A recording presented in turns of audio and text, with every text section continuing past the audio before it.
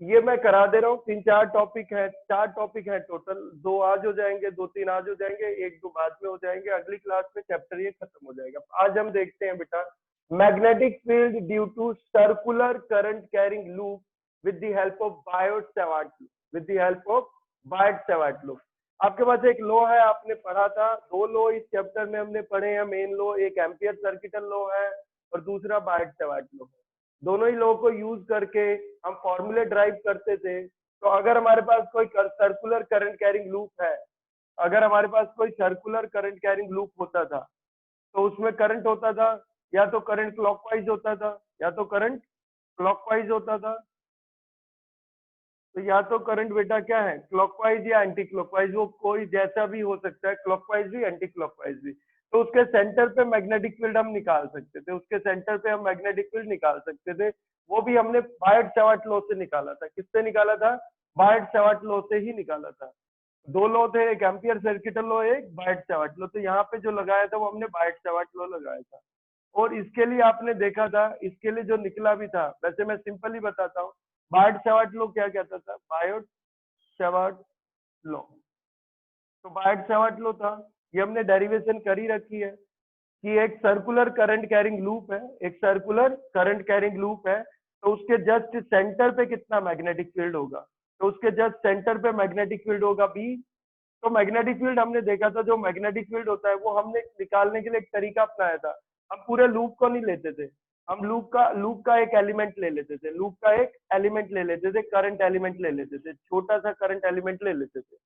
तो छोटा सा करंट एलिमेंट ले लेते थे, किस लेंथ का ले लेते थे? ये छोटा सा करंट एलिमेंट है, कितनी लेंथ का है भाई? ये डीएल लेंथ का है। लूप की छोड़ दो बात, पूरे लूप की बात नहीं कर रहे, ये छोटे से करंट एलिमेंट की बात कर रहे हैं। इस करंट एलिमेंट की जो लेंथ होती थी वो कितनी होती थी? डीएल होती थी। और इस करंट एलिमेंट में करंट कितना होता था? आई होता था। तो ये करंट एलिमेंट होता था।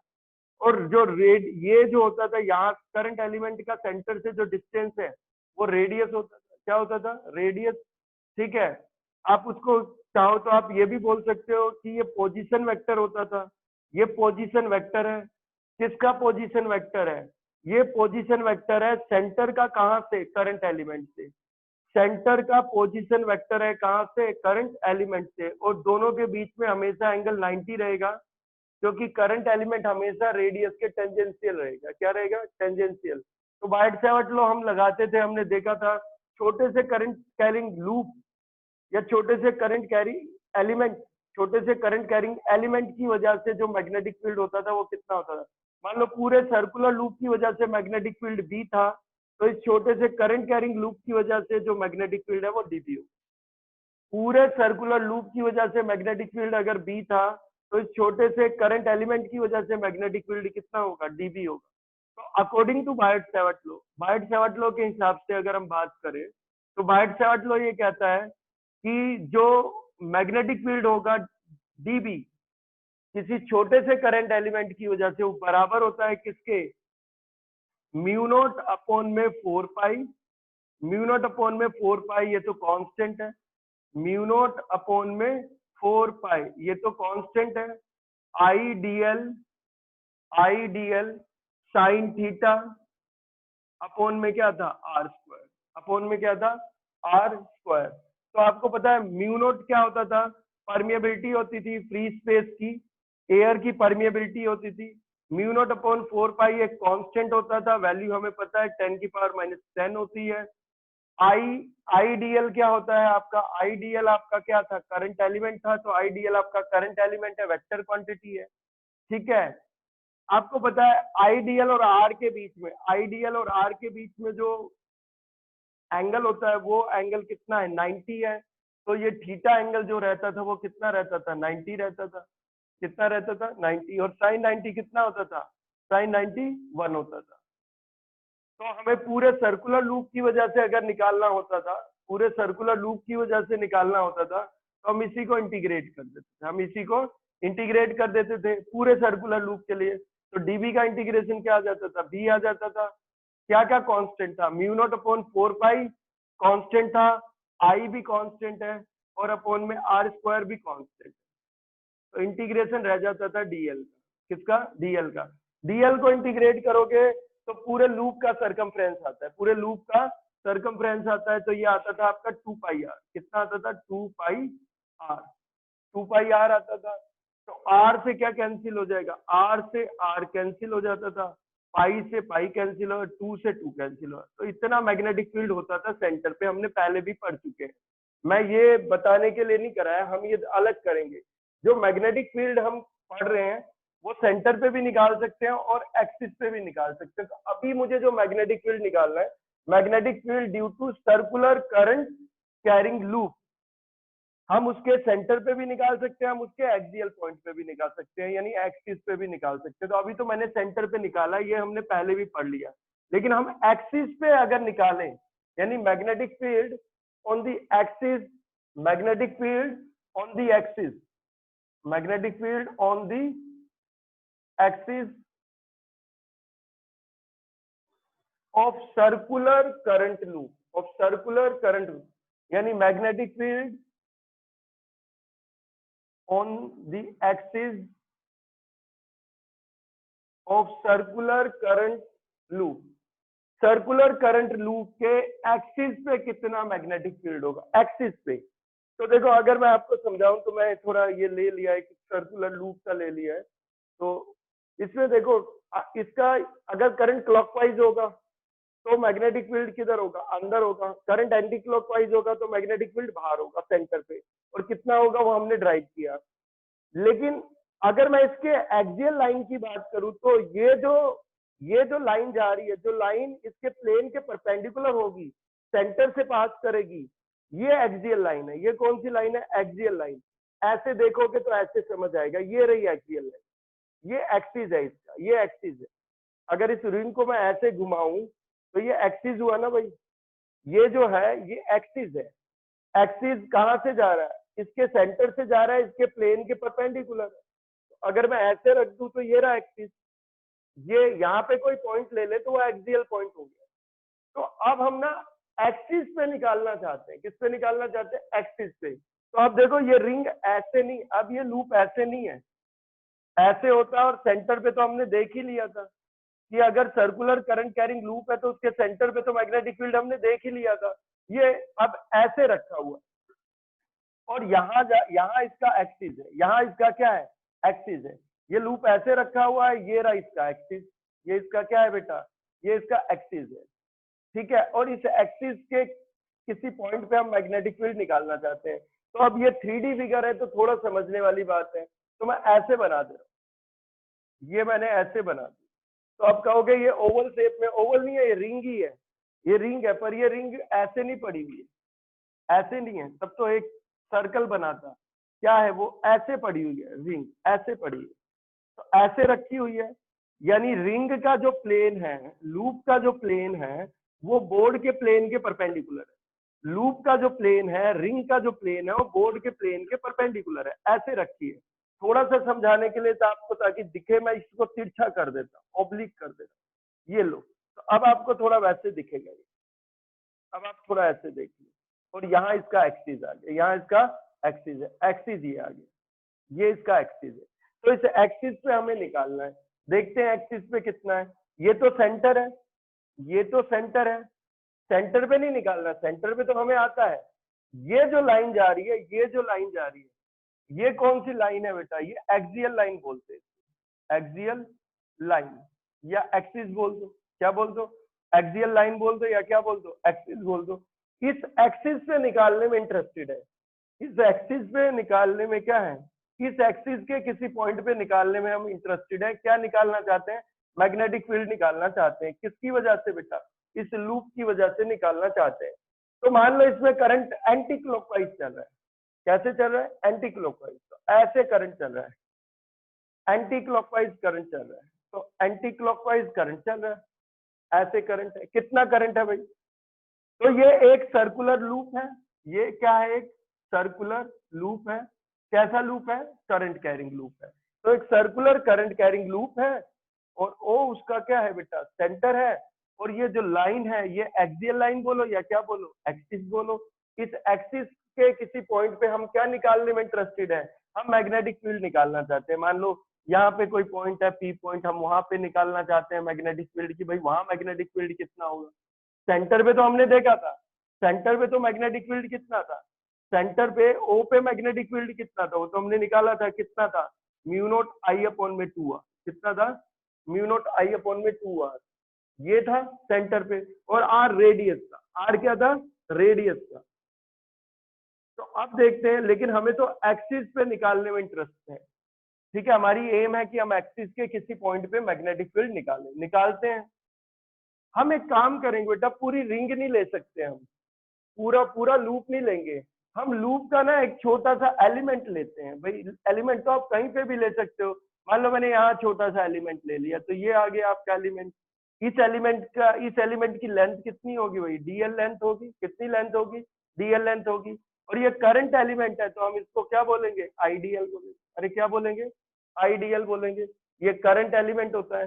ये एलिमेंट तो हम कहीं पे भी ले सकते हैं ना, तो ये एलिमेंट हम कहीं पे भी ले सकते हैं, तो मैं जस्ट ऊपर ले रहा हूँ, यहाँ पे लिया मैंने ये एलिमेंट, ये रहा, ये छोटा सा एलिमेंट ले लिया, ये लो, ये छोटा सा एलिमेंट ले लिया, ये ऊपर मैंने एक एलिमेंट ले लिया, तो ये आपको लग रहा है ऐसे, ये ऐसे नहीं आ रहा बेटा, अगर ये रिंग है, अगर मान लो रिंग है और इसमें करंट एंटी क्लॉकवाइज चल रहा है, ऐसे चल रहा है, एंटी क्लॉकवाइज ही तो चल रहा है, ऐसे चल रहा है, तो किधर है डीएल, किधर आईडीएल, किधर आएगा, बाहर की तरफ आएगा, टेंजेंशियल आएगा, किधर आएगा, टेंजेंशियल आएगा, और नीचे किधर आएगा, अंदर की तरफ आएगा, कैसे आएगा, टेंजेंशियल आएगा, समझाता हूं मैं।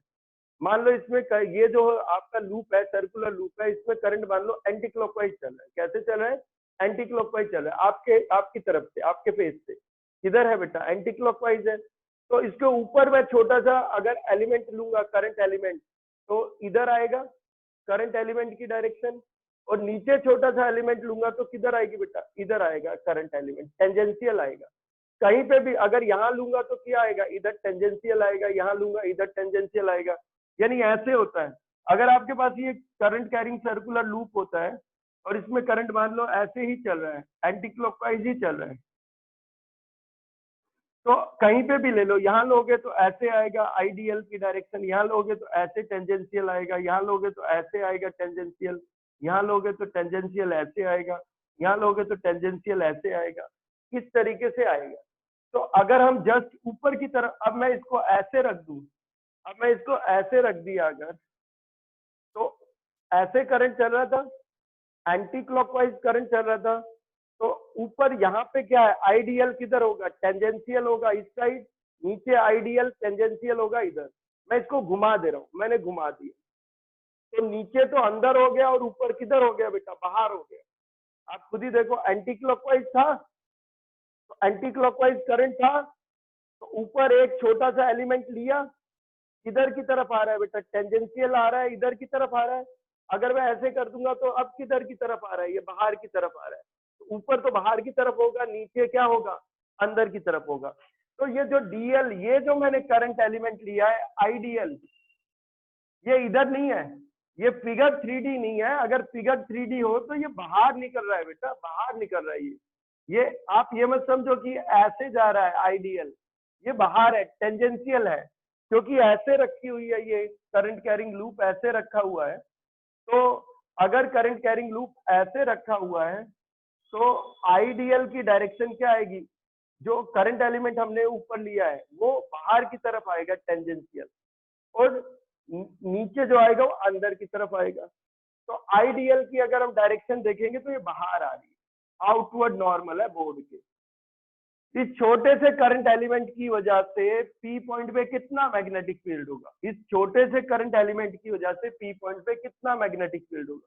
तो इस छोटे से करंट एलिमेंट की वजह से मान लो पी पॉइंट पे थोड़ा सा ही मैग्नेटिक फील्ड है, कितना मैग्नेटिक फील्ड है, डीबी।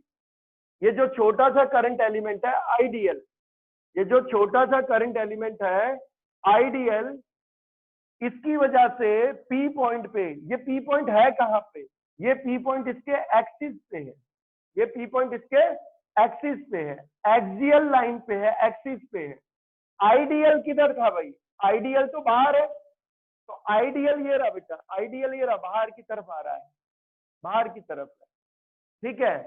और ये करंट एलिमेंट से, ये करंट एलिमेंट से, ये करंट एलिमेंट, बाकी को भूल जाओ, बाकी रिंग को भूल गया, सिर्फ इस करंट एलिमेंट से, ये करंट एलिमेंट बाहर की तरफ है, किसकी वजह से कितना होगा, मान लो पूरी रिंग की वजह से, लूप की वजह से मैग्नेटिक फील्ड बी होगा, तो इस छोटे से करंट एलिमेंट की वजह से थोड़ा सा मैग्नेटिक फील्ड होगा, कितना होगा बेटा, इस छोटे से लूप की वजह से, छोटे से एलिमेंट की वजह से मैग्नेटिक फील्ड कितना होगा, डीबी होगा, कितना होगा मैग्नेटिक फील्ड, डीबी होगा। ये जो पॉइंट है वो करंट एलिमेंट से कितने डिस्टेंस पे है, मान लो आर डिस्टेंस पे, अरे कितने डिस्टेंस पे, आर डिस्टेंस पे। तो ये जो पी पॉइंट है वो करंट एलिमेंट से कितने डिस्टेंस पे है, वो आर डिस्टेंस पे है। और ये जो आइडियल है ये किधर की तरफ है बेटा, ये बाहर की तरफ है, आउटवर्ड नॉर्मल, क्या है, आउटवर्ड नॉर्मल, क्योंकि रिंग के टेंजेंशियल है। और ये जो है इसकी डायरेक्शन अगर आर भी देखे तो आर भी वेक्टर है, ये पोजीशन वेक्टर है किसका, पी पॉइंट का, फ्रॉम करंट एलिमेंट आइडियल। जो ये आर है ये है क्या, ये एक तरीके का पोजीशन वेक्टर है, किस पॉइंट का, पी पॉइंट का। पी पॉइंट कहाँ पे है, एक्सिस पे है, किसके एक्सिस पे है, लूप के एक्सिस पे। तो लूप के एक्सिस पे हमारा पी पॉइंट है, और करंट एलिमेंट से इस पी पॉइंट का जो पोजीशन वेक्टर है वो आर है, आर है पोजीशन वेक्टर किसका, पी पॉइंट का, फ्रॉम करंट एलिमेंट। तो इसकी डायरेक्शन ये रही, ये डायरेक्शन आ जाएगी आर की, ये रही, ये आर की डायरेक्शन है इधर की तरफ, पोजीशन वेक्टर है ना भाई। ये तो किधर है, आइडियल किधर है, ध्यान से देखो, ये फिंगर देखो, इंडेक्स फिंगर, ये किधर है, आइडियल बाहर है, आइडियल बाहर है, टेंजेंशियल है, और ये करंट एलिमेंट है। और करंट एलिमेंट से आर का जो, करंट एलिमेंट से जो पी पॉइंट का पोजीशन वेक्टर है वो आर है ये। तो ध्यान देना बेटा, दोनों एक दूसरे के परपेंडिकुलर हैं, क्योंकि आइडियल जो है ये रहा, आइडियल बाहर की तरफ है और आर इधर की तरफ है, तो दोनों एक दूसरे के क्या होंगे, दोनों एक दूसरे के क्या आएंगे, परपेंडिकुलर आएंगे, ठीक है। तो आपको एक चीज पता है, according to Biot Savart law, according to Biot Savart law, dB, ये तो पता है कितना मैग्नेटिक फील्ड होगा, डीबी होगा मैग्नेटिक फील्ड, पर किस डायरेक्शन में होगा हमें क्या पता है, इधर है, इधर है, किस डायरेक्शन में है भाई, हम कैसे समझेंगे किस डायरेक्शन में, तो डायरेक्शन निकालना जरूरी है। तो देखते हैं किस डायरेक्शन में आएगा, डायरेक्शन निकालना जरूरी है। इतना तो पता चल गया कि पी पॉइंट पे जो मैग्नेटिक फील्ड होगा वो डीबी होगा, पर किस डायरेक्शन में होगा वो देखते हैं। तो वो देखने के लिए एक तरीका होता है, तो वो आप ऐसे निकाल सकते हो। अभी मैं बायट-सैवर्ट लॉ लगाता हूं तो उसके हिसाब से देखते हैं, according to Biot Savart law, according to Biot Savart law, according to Biot Savart law, Biot Savart law के हिसाब से क्या होगा बेटा, इस पी पॉइंट पे जो कि एक्सियल लाइन पे है, एक्सिस पे है लूप के, वहां पे मैग्नेटिक फील्ड जो होगा वो डीबी होगा, किसकी वजह से, इस छोटे से करंट कैरिंग एलिमेंट की वजह से, और वो कितना होगा, वो होगा म्यू नॉट अपॉन में 4 पाए आई डीएल साइन थीटा अपॉन में आर स्क्वायर, ये है। अगर मैं इसको वेक्टर फॉर्म में लिखूंगा तो वेक्टर फॉर्म में हम ऐसे लिखते हैं, जो ये डीबी है ये भी एक वेक्टर क्वांटिटी होती है, यानी मैग्नेटिक फील्ड वेक्टर क्वांटिटी होता है, आईडीएल भी क्या होता है, वेक्टर क्वांटिटी होती है। तो मैं आर से मल्टीप्लाई कर रहा हूँ, आर से डिवाइड कर रहा हूँ, तो ध्यान देना आर और आर स्क्वायर क्या हो जाएगा बेटा, आर क्यूब। और ये जो आर है ये पोजीशन वेक्टर है, ये भी वेक्टर क्वांटिटी है, और साइन थीटा है तो इनके बीच का कैसा प्रोडक्ट होगा भाई, क्रॉस प्रोडक्ट। तो कितना आ जाएगा, ये क्रॉस प्रोडक्ट है, तो आई डीएल क्रॉस आर, यानी डीबी की जो डायरेक्शन होगी वो आई डीएल क्रॉस आर होती है, ये आपको पता होना चाहिए। देखो वैसे तो फॉर्मूला ये था कि डीबी किसके बराबर है, म्यू नॉट अपॉन में 4 पाए आई डीएल साइन थीटा अपॉन में क्या है, आर स्क्वायर। आर से आप मल्टीप्लाई कर रहे हो, आर से डिवाइड कर रहे हो, आर और आर स्क्वायर क्या हो जाएगा, आर की क्यूब हो जाएगा। और यहाँ पे अगर हम देखेंगे आईडीएल वेक्टर है, आर भी पोजीशन वेक्टर है, तो दो वेक्टर को कैसे मल्टीप्लाई करें, क्रॉस प्रोडक्ट होगा तब डीबी भी वेक्टर क्वांटिटी आएगी। तो आईडीएल क्रॉस आर ये आपकी डायरेक्शन होती है। तो आप डायरेक्शन निकालने के लिए एक काम करना पड़ेगा, आइडियल किधर की तरफ है भाई? आइडियल तो बाहर की तरफ। अरे आइडियल तो बाहर की तरफ है, तो आइडियल बाहर की तरफ है और आर इधर की तरफ है। I dl cross r, I dl cross r, I dl cross r करते हैं तो देखो आइडियल बाहर की तरफ है, ये करंट एलिमेंट की डायरेक्शन है, और आर ये रही डायरेक्शन, ये आर की डायरेक्शन ये रही और आइडियल की डायरेक्शन बाहर है। तो ये आइडियल और आर एक प्लेन बना रहे हैं, ये प्लेन बन रहा है बेटा, ये पूरा प्लेन है। तो जो मैग्नेटिक फील्ड होगा वो इस प्लेन के परपेंडिकुलर होगा। किसके परपेंडिकुलर होगा? प्लेन के परपेंडिकुलर होगा। तो इस प्लेन के परपेंडिकुलर मैग्नेटिक फील्ड होगा, हमेशा परपेंडिकुलर होगा। समझाने के लिए आप ऐसे समझ सकते हो, हम इसे बोलेंगे आइडियल क्रॉस आर, यानी राइट हैंड लेंगे, हथेलियों को आइडियल की डायरेक्शन में रखेंगे, बाहर की तरफ रखेंगे और क्रॉस कर देंगे आर की तरफ। तो आर के ऊपर अगर आपको वैसे नहीं समझ आए क्योंकि ये 2 डायमेंशनल प्लेन है, तो सीधी सी चीज है, जो आर है ना, आर पे आप परपेंडिकुलर बना दो। क्या बना दो? एक परपेंडिकुलर। तो आर पे मैंने ये परपेंडिकुलर बना दिया, तो ये डीबी की क्या आ जाएगी बेटा? ये डीबी की क्या आ जाएगी? डायरेक्शन आ जाएगी। ये आर पे हमेशा क्या रहेगा? परपेंडिकुलर रहेगा। क्या रहेगा? परपेंडिकुलर रहेगा। उसका कारण ये है, उसका कारण ये है कि आइडियल बाहर की तरफ है और आर इधर की तरफ है। आइडियल बाहर की तरफ है बोर्ड के और आर इधर की तरफ है। तो I dl cross r, right hand लेंगे, हथेलियों को आइडियल की डायरेक्शन में रख के आर की तरफ क्रॉस करेंगे, तो आर के परपेंडिकुलर जो आएगा वो मैग्नेटिक फील्ड की डायरेक्शन आएगी। तो ये मैग्नेटिक फील्ड की डायरेक्शन आ गई। कितनी आ गई मैग्नेटिक फील्ड की डायरेक्शन? ये रही, इधर की तरफ है, ये इसके परपेंडिकुलर आ गया, आर के परपेंडिकुलर आ गया। तो स्केलर फॉर्म, वेक्टर फॉर्म में दिखाने के लिए, डायरेक्शन के लिए मैंने दिखाया है, वैसे जरूरत नहीं है।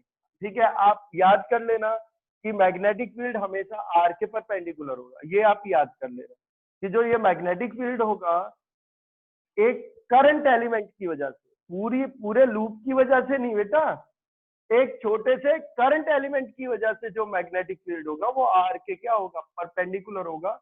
अभी याद कर लो। ठीक है, वैसे भी समझ सकते हैं, आइडियल बाहर की तरफ है, आर इधर की तरफ है, तो आइडियल क्रॉस आर, तो ये इसके परपेंडिकुलर आएगा, हमेशा क्या आएगा? परपेंडिकुलर आएगा। अब देखते हैं, हम वेक्टर फॉर्म में ही लिख देते हैं इसको और स्केलर फॉर्म में ही दोबारा लिख देते हैं, तो कितना हो जाएगा बेटा?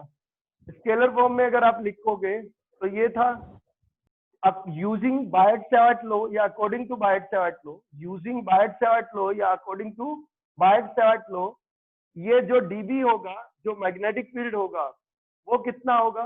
वो डीबी होगा, कितना होगा? म्यू नॉट अपॉन 4 पाई आई डीएल साइन थीटा अपॉन में क्या होगा? Are square. अपॉन में क्या होगा? Are square. आर क्या है बेटा? आर ध्यान देने वाली बात है, आर डिस्टेंस है किसका? पी पॉइंट का। कहां से? करंट एलिमेंट से, या आप कह सकते हो पोजीशन वेक्टर है किसकी? पी पॉइंट की, फ्रॉम करंट एलिमेंट। ये है, तो देखो करंट एलिमेंट की डायरेक्शन बाहर की तरफ, करंट एलिमेंट की डायरेक्शन बाहर की तरफ और पोजीशन वेक्टर की डायरेक्शन इधर की तरफ, तो दोनों एक दूसरे के परपेंडिकुलर होंगे। तो जो करंट एलिमेंट है वो बाहर की तरफ है, ठीक है, बोर्ड के परपेंडिकुलर है, बाहर की तरफ है, और आर जो है, आर जो है वो इधर की तरफ है, पोजीशन वेक्टर। तो दोनों के बीच में जो एंगल बनता है बेटा वो 90 बनता है। कितना बनता है? 90 बनता है। तो ये जो एंगल आएगा वो एंगल आएगा आपका 90 एंगल आएगा, तो साइन 90। साइन 90 कितना होता है भाई? साइन 90 जो होता है वो 1 होता है। तो ये इस छोटे से करंट एलिमेंट की वजह से यहाँ पे मैग्नेटिक फील्ड हमें मिल गया। हम एक काम करते हैं, तो ये छोटे से करंट एलिमेंट की वजह से मिला है, तो पूरी अगर रिंग की वजह से निकालना पड़े, पूरे लूप की वजह से निकालना पड़े, तो आपको इसे इंटीग्रेट करना है। पर इंटीग्रेट करने के लिए थोड़ा सा मैं एक और काम करता हूं। ये पी पॉइंट का करंट एलिमेंट से डिस्टेंस कितना? ये रहा ना करंट एलिमेंट, ये आपका करंट एलिमेंट। करंट एलिमेंट से तो डिस्टेंस आर था, और पी पॉइंट का रिंग के सेंटर से डिस्टेंस कितना है? तो पी पॉइंट का रिंग के सेंटर से मान लो डिस्टेंस है एक्स। एक्स क्या है बेटा, एक्स है पी पॉइंट का रिंग के सेंटर से डिस्टेंस। एक्स जो है वो क्या है, पी पॉइंट का रिंग के सेंटर से क्या है, डिस्टेंस है। तो रिंग के सेंटर से पी पॉइंट का क्या हो गया, डिस्टेंस हो गया।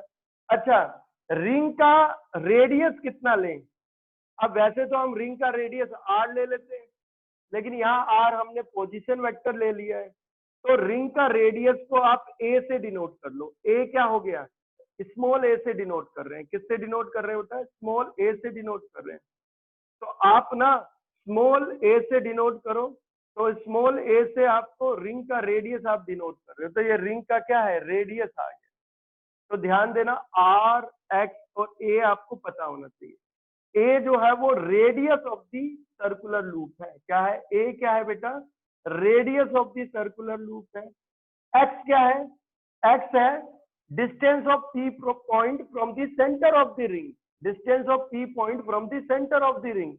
और आर क्या है, आर है distance of P point from current element, distance of P point from current element, या कह सकते हो position vector of P point from current element. और करंट एलिमेंट की डायरेक्शन, आईडीएल की डायरेक्शन क्या है, बोर्ड के बाहर है, परपेंडिकुलर है, टेंजेंशियल थी लूप पे, और पोजीशन वेक्टर की इधर थी, तो दोनों एक दूसरे के परपेंडिकुलर थे। तो बायट-सैवर्ट लॉ अगर हम यूज करते थे, तो बायट-सैवर्ट लॉ के हिसाब से हमने देखा था, अगर हम वेक्टर फॉर्म में भी जाएं तो mu naught upon 4 pi I D l cross r upon में क्या था, आर क्यूब था। तो अगर मैं इस वेक्टर फॉर्म को स्केलर फॉर्म में बदलूं तो बदल सकते हैं। आप हटा दो, क्या हो जाएगा बेटा, वेक्टर हटाना है तो क्रॉस प्रोडक्ट है, तो क्या आएगा बेटा, साइन थीटा आएगा।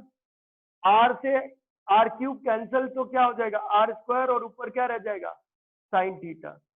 तो ये आता है अकॉर्डिंग टू बायट-सैवर्ट लॉ या यूजिंग बायट-सैवर्ट लॉ, डीबी कितना है, mu naught upon 4 pi I dl upon r square sine theta. अब आईडीएल की डायरेक्शन बाहर है, आर की डायरेक्शन इधर है, तो थीटा कितना मैंने बताया आपको, थीटा 90 है, तो साइन 90 कितना होता है बेटा, साइन 91 होता है। अब हमें एक और चीज समझनी है, तो ये तो मैंने बता ही दिया, अब आगे और भी चीज देखते हैं। अब देखो एक और चीज समझते हैं, वो हम देखते हैं। ये जो एंगल होगा, इस एंगल को आप कोई नाम दे सकते हो, आपकी मर्जी है, इसको मैं कोई भी नाम दे दूं। मान लो मैंने फाई नाम दे दिया, क्या नाम दे दिया, फाई नाम।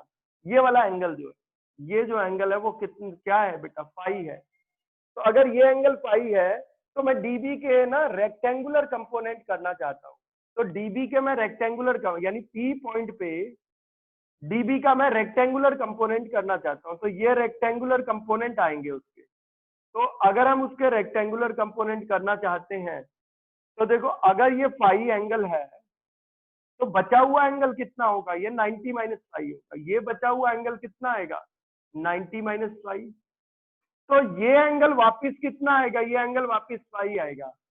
उसका कारण मैं आपको बताता हूँ, क्या कारण है मैं आपको बताता हूँ। देखो बहुत आसान है, हम ऐसे नहीं समझ के तो हम ऐसे भी समझ सकते हैं कि मान लिया ये एंगल जो है वो एक्स है और ये एंगल जो है वो वाई है। तो आपको पता होना चाहिए, अगर हम रेक्टेंगुलर कंपोनेंट कर रहे हैं, बायट-सैवर्ट लॉ तो यूज ही कर लिया है, रेक्टेंगुलर कंपोनेंट कर रहे हैं, तो ये एक्स एक्सिस है और ये क्या है आपका, वाई एक्सिस। तो ये एक्स एक्सिस और ये क्या है आपका, वाई एक्सिस है। तो आप यहाँ पे देख सकते हो एक चीज, एक्स एक्सिस और वाई एक्सिस एक दूसरे को क्रॉस करते हैं, परपेंडिकुलरली क्या करेंगे, एक दूसरे पे परपेंडिकुलर होंगे, नॉर्मल होंगे। तो कितना हो जाएगा, 5 प्लस एक्स कितना होगा बेटा, 90 होगा। आप खुद ही देखो, ये एक्स एक्सिस और ये वाई एक्सिस एक दूसरे पे परपेंडिकुलर है, तो 5 प्लस एक्स कितना हो गया, 90। और मैंने आपको एक और चीज बताई कि जो डीबी होगा वो हमेशा आर पे परपेंडिकुलर होगा, जो आर आएगा उस पे परपेंडिकुलर होगा डीबी। अगर ये आर है तो डीबी उसके क्या हमेशा क्या रहेगा, परपेंडिकुलर। तो एक्स प्लस वाई भी का सम भी क्या होगा, वो भी 90 हो, वो भी 90 होगा। तो मैं वैल्यू डाल देता हूँ, एक्स प्लस वाई भी 90 है, तो एक्स से एक्स कैंसिल कर दो, तो वाई कितना आएगा बेटा, वाई 9 वाई फाई आ जाएगा, यानी ये एंगल आपका क्या आ गया, फाई आ गया। तो ये आपको समझने वाली बात है कि अगर ये फाई है तो ये बचा हुआ एंगल 90 माइनस फाई है, तो ये एंगल कितना आ रहा है आपका, फाई आ रहा है। ये ध्यान देने वाली बात है कि अगर ये एंगल आपका फाई है तो बचा हुआ एंगल 90 माइनस फाई है, तो ये आपका कितना हो गया, फाई हो गया। अब इसके मैं रेक्टेंगुलर कंपोनेंट कर रहा हूं, करता हूं रेक्टेंगुलर कंपोनेंट। एक कंपोनेंट तो यही आएगा बेटा, एक कंपोनेंट तो वाई में ही आ जाएगा, वाई एक्सिस में ही आ जाएगा। तो जो वाई एक्सिस में कंपोनेंट आ जाएगा ये वाला, ठीक है, यानी डीबी वाई निकाल रहे हैं, वाई एक्सिस का कंपोनेंट निकाल रहे हैं, किसका, वाई एक्सिस का कंपोनेंट निकाल रहे हैं। तो आपको पता है ये अगर फाई है और ये डीबी है, तो ये वाला जो कंपोनेंट होगा वो होगा डीबी कॉस फाई। अरे क्या होगा, डीबी कॉस फाई। तो ये हो जाएगा आपका डीबी कॉस फाई हो जाएगा। कितना हो जाएगा बेटा, डीबी कॉस फाई हो जाएगा। और ये वाला जो कंपोनेंट होगा, ये वाला जो कंपोनेंट होगा वो आपका क्या आ जाएगा, ये वाला कंपोनेंट आ जाएगा डीबी साइन फाई। कितना आ जाएगा, डीबी साइन फाई। तो इस तरीके से दो कंपोनेंट आ जाते हैं। तो मैंने दो कंपोनेंट कर लिए, किसके दो कंपोनेंट कर लिए बेटा, डीबी के दो कंपोनेंट कर लिए। इस एंगल को मैंने क्या मान के चलाऊं, ये एंगल मैंने फाई मान के चलाऊं। तो ये एंगल मैंने फाई माना है, तो ये 90 माइनस फाई है, तो ये भी कितना हो गया, फाई हो गया। तो ये वाला कंपोनेंट जो आएगा वो आएगा डीबी कॉस फाई, और ये वाला कंपोनेंट जो आएगा वो आएगा डीबी साइन फाई। ठीक है, इसके जस्ट डायमेट्रिकली अपोजिट, इसके जस्ट जो अभी तो मैंने करंट एलिमेंट कहाँ लिया था, अभी जो मैंने करंट एलिमेंट लिया था जस्ट ऊपर लिया था, ये मेरा करंट एलिमेंट था, जस्ट ऊपर लिया था करंट एलिमेंट लूप के, ये रहा, ये करंट एलिमेंट था। अब मैं एक करंट एलिमेंट ले रहा हूं, जस्ट नीचे ले रहा हूं करंट एलिमेंट, ये जस्ट नीचे, और ठीक इसके डायमेट्रिकली अपोजिट साइड पे, कहां पे ले रहा हूं, ठीक इसके डायमेट्रिकली अपोजिट साइड पे। यानी अगर ये रिंग है हमारे पास, अगर ये रिंग है, अगर ये रिंग है, ठीक है, अगर ये रिंग है और यहाँ पे मैंने एक छोटा सा करंट एलिमेंट लिया, ये छोटा सा करंट एलिमेंट लिया मैंने, पॉइंट किया मार्कर से, तो ठीक है, तो ये अगर ऐसे रखा है तो ये ऊपर हो गया। तो जस्ट डायमेट्रिकली अपोजिट साइड क्या होगी, जस्ट डायमेट्रिकली अपोजिट साइड ये होगी, ये। तो एक ऊपर है और एक नीचे, ठीक है, तो अगर ऐसे रखेंगे तो एक ऊपर एक नीचे, तो ऊपर वाले की वजह से तो डीबी आया, नीचे वाला भी अगर मैं एलिमेंट लूंगा तो करंट तो एंटी क्लॉकवाइज चल रहा है ना बेटा, इसमें कैसे करंट चल रहा है, एंटी क्लॉकवाइज डायरेक्शन में चल रहा है। तो यहाँ पे भी मैं एक छोटा सा करंट एलिमेंट ले लूं, तो ये मैंने छोटा सा करंट एलिमेंट ले लिया, ये मैंने छोटा सा करंट एलिमेंट ले लिया। कितनी लेंथ का, ये भी लिया, ये भी मैंने डीएल लेंथ का ही लिया, ये भी मैं कितनी लेंथ का ले रहा हूँ बेटा, ये भी मैं डीएल लेंथ का ही ले रहा हूँ, और इसमें भी करंट कितना है, आई है, तो ये भी करंट एलिमेंट मैंने आईडीएल ले लिया। क्या ले लिया, आईडीएल ले लिया। ये करंट एलिमेंट का डिस्टेंस कितना होगा पॉइंट से, ये करंट एलिमेंट का भी डिस्टेंस कितना होगा पॉइंट से, आर ही डिस्टेंस होगा, कहां से, पी पॉइंट से। तो इसकी वजह से अगर हम देखेंगे तो मैग्नेटिक फील्ड किधर आएगा, तो इसकी वजह से भी मैग्नेटिक फील्ड जो है वो आर के परपेंडिकुलर रहेगा। तो पी पॉइंट पे इस छोटे से करंट एलिमेंट की वजह से मैग्नेटिक फील्ड आर पे परपेंडिकुलर रहेगा, आर पे परपेंडिकुलर रहेगा, तो कितना मैग्नेटिक फील्ड आएगा, क्योंकि ये करंट एलिमेंट भी क्या है, आइडियल, ये भी कितना है, आइडियल। करंट, दोनों करंट एलिमेंट की लेंथ सेम है, ऊपर वाले करंट एलिमेंट की लेंथ डीएल है, नीचे वाले करंट एलिमेंट की लेंथ डीएल है। ऊपर वाले करंट एलिमेंट में करंट आई है, नीचे वाले करंट एलिमेंट में भी करंट आई है। ऊपर वाला करंट एलिमेंट आईडीएल बाहर की तरफ है, नीचे वाला करंट एलिमेंट आईडीएल किधर की तरफ है, बोर्ड के अंदर की तरफ है, टेंजेंशियल। तो इसकी वजह से भी जो मैग्नेटिक फील्ड होगा पी पॉइंट पे वो कितना होगा, ठीक इसके डायमेट्रिकली अपोजिट साइड पे जो करंट एलिमेंट होगा उसकी वजह से जो मैग्नेटिक फील्ड होगा वो डीबी ही होगा, इतना ही होगा मैग्नीट्यूड में। पर जो डायरेक्शन होगी वो क्या होगी, वो आर के परपेंडिकुलर होगी, वो आर के जो होगा, ये जो आर है इस आर के परपेंडिकुलर होगा, ठीक है। तो उस हिसाब से अगर हम देखेंगे तो ऊपर वाला अगर ये पाई है तो नीचे वाला एंगल भी कितना आएगा बेटा, पाई आएगा। तो ये बचा एंगल 90 माइनस पाई होगा, तो ये एंगल कितना आएगा, ये भी पाई आएगा। तो अब अगर मैं एक चीज बताऊं, तो अब मैं डीबी के कंपोनेंट करूं, यहाँ नीचे वाले करंट एलिमेंट की वजह से भी डीबी के कंपोनेंट करूं, तो इधर की तरफ क्या आएगा, डीबी साइन फाई आएगा, और इधर की तरफ जो आएगा, नीचे की तरफ जो आएगा वो क्या आएगा बेटा, नीचे की तरफ जो आएगा वो आएगा डीबी कॉस फाई। तो अगर हम एक चीज देखें, अगर हम एक चीज देखें कि जब मैंने कंपोनेंट कर ही दिए, ऊपर वाले करंट एलिमेंट की वजह से मैग्नेटिक फील्ड डीबी था, नीचे वाले करंट एलिमेंट की वजह से भी मैग्नेटिक फील्ड डीबी था, दोनों का मैग्नीट्यूड सेम था। और ऊपर वाले करंट एलिमेंट का जो मैग्नेटिक फील्ड था डीबी वो आर के परपेंडिकुलर था, नीचे वाले करंट एलिमेंट का जो मैग्नेटिक फील्ड था डीबी वो इस आर के परपेंडिकुलर था। दोनों के मैंने कंपोनेंट कर लिए। इस डीबी का कंपोनेंट आया डीबी साइन फाई और ऊपर आया डीबी कॉस फाई। इस डीबी का कंपोनेंट आया इधर डीबी साइन फाई, इधर डीबी कॉस फाई। तो अगर डीबी के कंपोनेंट हो ही गए हैं तो डीबी के दो कंपोनेंट आए हैं, इधर डीबी साइन फाई, ऊपर डीबी कॉस फाई। इस डीबी के भी कंपोनेंट हो ही गए हैं, इधर डीबी साइन फाई, इधर डीबी कॉस फाई।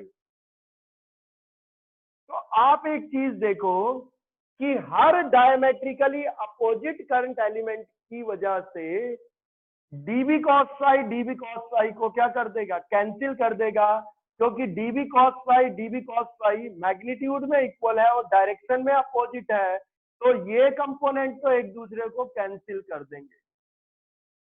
तो जो नेट मैग्नेटिक फील्ड होगा वो कितना हो जाएगा, अगर दो एलिमेंट की वजह से नेट मैग्नेटिक फील्ड बोलूं तो वो कितना होगा, dB sine phi plus dB sine phi. ऐसे कितने करंट एलिमेंट बनेंगे भाई, एक ऊपर एक नीचे, दो पेयर बन गए, एक आगे एक पीछे, दो पेयर बन गए, तिरछे दो pair. Diametrically opposite current element तो बहुत सारे हैं, तो हर डायमेट्रिकली अपोजिट कंपोनेंट जो है वो डीबी कॉस फाई को कैंसिल कर देगा, सिर्फ जो बचेगा और डीबी साइन फाई बचेगा। तो ये बताने के लिए कि हर diametrically opposite current element dB cos phi को कैंसिल कर देगा, सिर्फ जो बचेगा एक्सिस पे और डीबी साइन फाई बचेगा। इसलिए मैंने नीचे का करंट एलिमेंट लिया और कोई मतलब नहीं था। आप इस चीज को लैंग्वेज में भी लिख सकते हो, हमें एक ही करंट एलिमेंट की जरूरत थी ऊपर वाले की। तो अगर एक की ही बात करें तो इसको छोड़ दो दो पल के लिए, अगर मैं एक ही की बात करूं तो एक की वजह से जो बचेगा वो सिर्फ क्या बचेगा, दो की वजह से dB sine phi, dB sine phi, तो इस एक की वजह से कितना होगा, डीबी साइन फाई। ऐसे ये नहीं होंगे, कितने पेयर बन सकते हैं बेटा, इनफाइनाइट पेयर बन सकते हैं। दो तो समझाने के लिए बताया गया है कि हर डायमेट्रिकली अपोजिट करंट एलिमेंट जो होगा वो एक दूसरे के डीबी कॉस फाई वाले कंपोनेंट को क्या कर देगा, कैंसिल आउट कर देगा। क्या कर देगा, कैंसिल आउट कर देगा। यानी ऊपर वाले कंपोनेंट का डीबी कॉस फाई ऊपर आया, नीचे वाले कंपोनेंट का डीबी कॉस फाई नीचे आया, कैंसिल कर दिया। आगे वाले कंपोनेंट करंट एलिमेंट का डीबी कॉस फाई बाहर आएगा और पीछे वाले का किधर आएगा, अंदर आएगा। तो यानी देखो कोई भी डायमेट्रिकली अपोजिट कंपोनेंट ले लो, dB cos phi, dB cos phi, हर एक डायमेट्रिकली अपोजिट कंपोनेंट का डीबी कॉस फाई एक दूसरे को क्या करेगा, कैंसिल आउट करेगा। तो यानी जो बचता है वो सिर्फ डीबी साइन फाई बचता है एक करंट एलिमेंट की वजह से। तो अगर मैं क्या काम कर दूं, पूरी रिंग की वजह से चाहिए, पूरे लूप की वजह से चाहिए, तो अगर आपको पूरे लूप की वजह से मैग्नेटिक फील्ड चाहिए तो आप पूरे लूप के लिए इसको इंटीग्रेट कर सकते हो, तो पूरे लूप के लिए इंटीग्रेट कर सकते हो। तो जो नेट मैग्नेटिक फील्ड होगा कहाँ पे, पी पॉइंट पे, जो कि कहाँ पे था, एक्सिस पे था। कहाँ पे था बेटा, एक्सिस पे।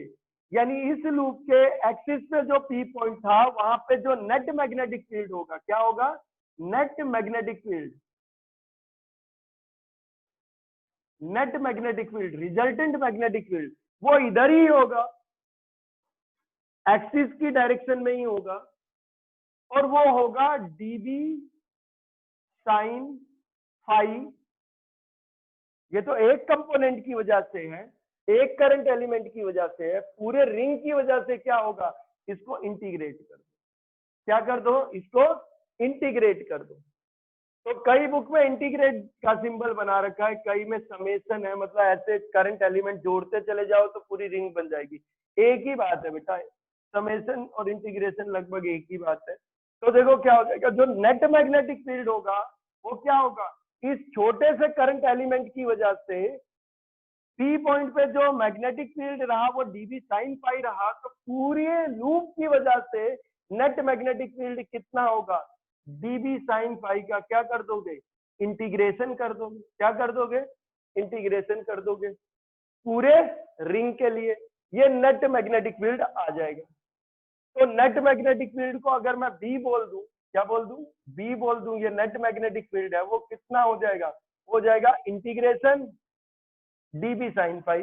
डीबी की वैल्यू डाल दे रहा हूं, तो डीबी की मैं वैल्यू डाल रहा हूं, ये रहा ना डीबी, डीबी की ये रही वैल्यू आई हुई है, तो डीबी की हम वैल्यू डालते हैं, कितनी आ जाएगी डीबी की वैल्यू, डीबी की वैल्यू है म्यू नॉट अपॉन में 4 pi I D L upon में क्या है आर स्क्वायर, अपॉन में क्या है आर स्क्वायर, ये आ गया। अब हमें साइन फाई भी चाहिए, तो साइन फाई भी निकाल लेते हैं, कोई बड़ी चीज नहीं है। तो साइन फाई निकालते हैं, कैसे निकाल सकते हैं साइन फाई, वो देख लेते हैं बेटा। ये जो है यहां से यहां तक का जो डिस्टेंस है, ये रिंग का क्या है, ये रिंग का क्या है बेटा, रेडियस है। रेडियस ऑफ रिंग को हम क्या बोल रहे हैं, रेडियस ऑफ रिंग जो है उसको हम क्या बोल रहे हैं, ए बोल रहे हैं। तो ए क्या है बेटा, रेडियस ऑफ रिंग है। ये एक्स है, एक्स क्या है, पी पॉइंट का डिस्टेंस है कहां से, सेंटर से।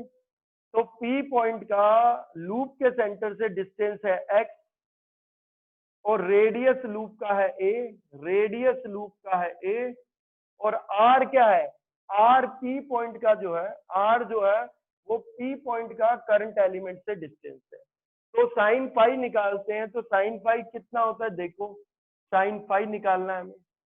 तो आपको पता है इस ट्राइंगल की बात कर रहे हैं, ये ट्राइंगल की हम बात कर रहे हैं, ये है ओ, ये हो गया आपका पी, और ये आइडियल। इस ट्राइंगल में अगर हम देखेंगे तो एंगल के सामने वाला तो परपेंडिकुलर होता है, 90 के सामने वाला क्या होता है हाइपोटेन्यूज, बचा हुआ क्या होता है बेस। तो अगर मैं बताऊं तो ये एंगल है, तो एंगल के सामने वाला क्या हो जाएगा बेटा, ये परपेंडिकुलर हो जाएगा, यही है, स्मॉल पी लिख दिया। और 90 के सामने वाला बेटा, जो 90 के सामने वाला होता है वो हाइपोटेन्यूज होता है, और बचा क्या नीचे वाला, ये क्या हो गया बेस।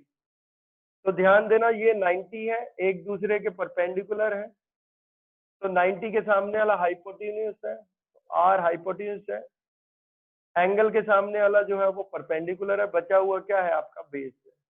तो साइन फाई निकालते हैं, तो साइन फाई होता है परपेंडिकुलर अपॉन में हाइपोटेन्यूज। तो ये रहा परपेंडिकुलर, परपेंडिकुलर आपका ए है, तो परपेंडिकुलर आपका ए यानी रेडियस है, और हाइपोटेन्यूज आपका ये है आर है, यानी एच आपका कितना है आर है, ये आ गया। तो साइन फाई कितना हो जाएगा, ए बाय आर आ जाएगा, तो साइन फाई की जगह क्या लिख देंगे हम, ए बाय आर लिख देंगे, ये आ गया। मल्टीप्लाई कर दो बेटा, आर और आर स्क्वायर क्या हो जाएगा बेटा, ये आर क्यूब हो जाएगा, और ऊपर रह जाएगा ए रह गया, यही है। अब आप इसको इंटीग्रेट करो, तो अब आप इसको इंटीग्रेट करोगे, बड़ी आसानी से इंटीग्रेट हो जाएगा, कितना हो जाएगा, तो जो मैग्नेटिक फील्ड है वो कितना होगा, म्यू नॉट बाहर आ जाएगा, 4 पाई बाहर आ जाएगा क्योंकि कांस्टेंट है, म्यू नॉट अपॉन 4 पाई कांस्टेंट है, करंट आई क्या है कांस्टेंट है, जो डिस्टेंस है पी पॉइंट का वो तो क्या है, करंट एलिमेंट कहीं पे भी ले लो वो भी सेम है, तो अपॉन में आर क्यूब, और जो ए है रेडियस है वो भी कांस्टेंट है, तो इंटीग्रेशन क्या हो जाएगा बेटा, इंटीग्रेशन क्या हो जाएगा डीएल हो जाएगा, तो इंटीग्रेशन डीएल हो जाएगा। तो इंटीग्रेशन क्या हो गया डीएल हो गया, डीएल को आप इंटीग्रेट करो, पूरे रिंग के लिए अगर इंटीग्रेट करोगे तो पूरे रिंग का सरकमफ्रेंस आएगा, तो डीएल का जो इंटीग्रेशन होगा वो पूरे रिंग के लिए क्या होगा, पूरे रिंग का सरकमफ्रेंस होगा, पूरे रिंग का सरकमफ्रेंस जो होगा वो कितना होगा 2 पाई आर होता है, यहाँ पे रेडियस हमने आर नहीं लेके ए लिया है, तो क्या हो जाएगा 2 पाई ए। तो इंटीग्रेशन डीएल आपका कितना हो जाएगा 2 पाई ए हो जाएगा, 2 पाई ए कितना हो जाएगा बेटा, ए और ए कितना हो जाएंगे, ए स्क्वायर हो जाएंगे, ये आ गया। तो नेट मैग्नेटिक फील्ड जो है वो इधर ही होगा, डीबी साइन फाई की डायरेक्शन में ही होगा, नेट मैग्नेटिक फील्ड एक्सिस पे इधर की तरफ ही होगा, ठीक है। और मैग्नीट्यूड उसका ये रहा। अभी इसमें वैल्यू और डाल देते हैं, आर कितना होगा उसके लिए भी देख लेते हैं बेटा, आर की वैल्यू। तो इसमें पाइथागोरस लगा सकते हो इस ट्राइंगल में। तो पाइथागोरस अगर लगाओगे ये वाला triangle O P I D L वाले में, तो क्या हो जाएगा, आर स्क्वायर। आपको पता है हाइपोटेन्यूज का स्क्वायर जो होता है वो क्या होगा, परपेंडिकुलर का स्क्वायर प्लस बेस का स्क्वायर। तो एक्स आपका बेस था तो एक्स बेस का बेस हो गया, परपेंडिकुलर आपका ए था तो ये परपेंडिकुलर हो गया, हाइपोटेन्यूज आपका क्या है, आर है तो ये आर, यही आ गया।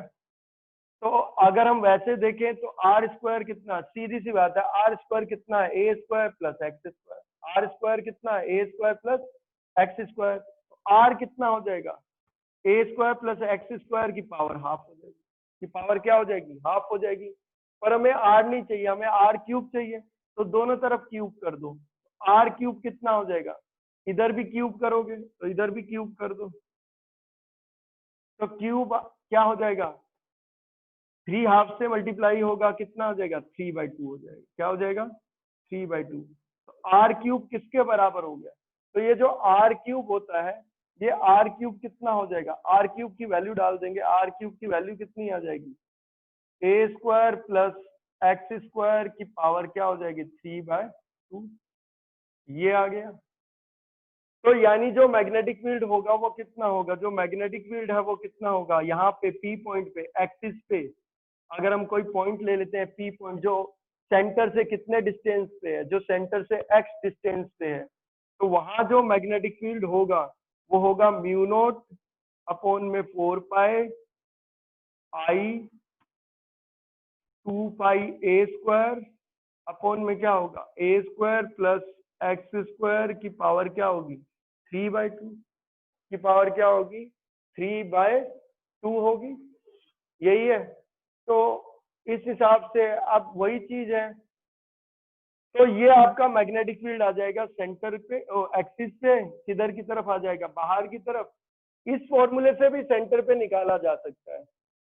अगर मैं पी पॉइंट को सेंटर पे लाना चाहूं तो क्या कर दूं, मैं एक्स को 0 कर दूं। अगर मैं चाहता हूं कि पी पॉइंट कहाँ आ जाए, पी पॉइंट जो एक्सिस पे है, पी पॉइंट जो एक्सिस पे है उसको उठा के मैं कहाँ लाना चाहता हूँ, सेंटर पे लाना चाहता हूँ, ओ पे लाना चाहता हूँ। तो पी पॉइंट और एक्स, पी पॉइंट और सेंटर के बीच का डिस्टेंस कितना कर दो, 0 कर दो, यानी एक्स 0 कर दो, एक्स 0 कर दो। तो अगर एक्स आप 0 कर दोगे तो एक्स 0 किया, 0 का स्क्वायर 0 ही है, और 0 आप हटा दो, हटा दिया, ए स्क्वायर है और पावर 3/2 है, तो ये कितना हो जाएगा, ए की क्यूब रह जाएगा।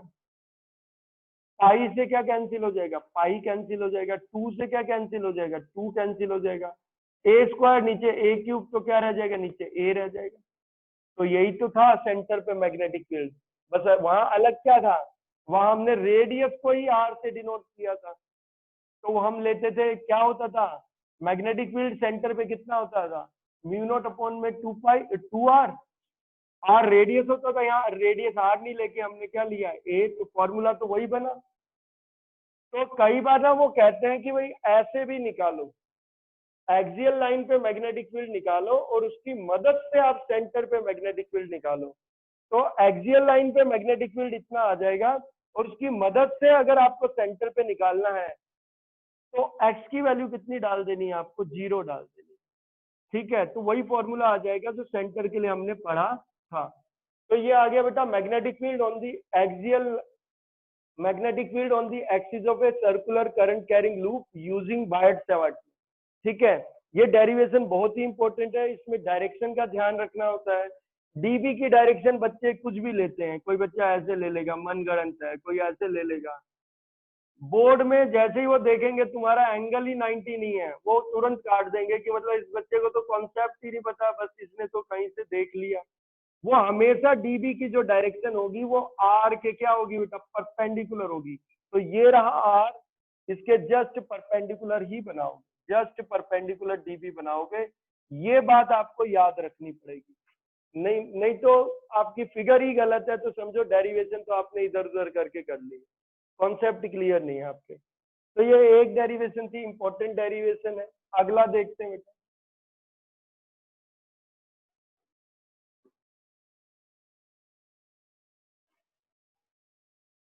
अगला आता है मैग्नेटिक डाइपोल मूवमेंट।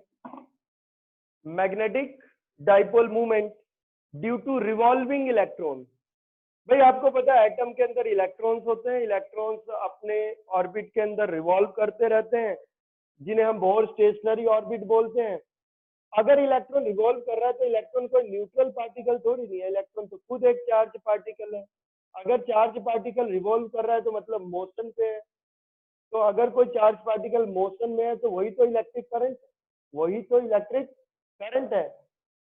तो यानी मैंने आपको एक चीज बताई थी कि कोई सर्कुलर करंट कैरिंग जो लूप होता है वो मैग्नेटिक डाइपोल मूवमेंट की तरह बिहेव करता है, वो मैग्नेटिक डाइपोल मूवमेंट की तरह बिहेव करता है।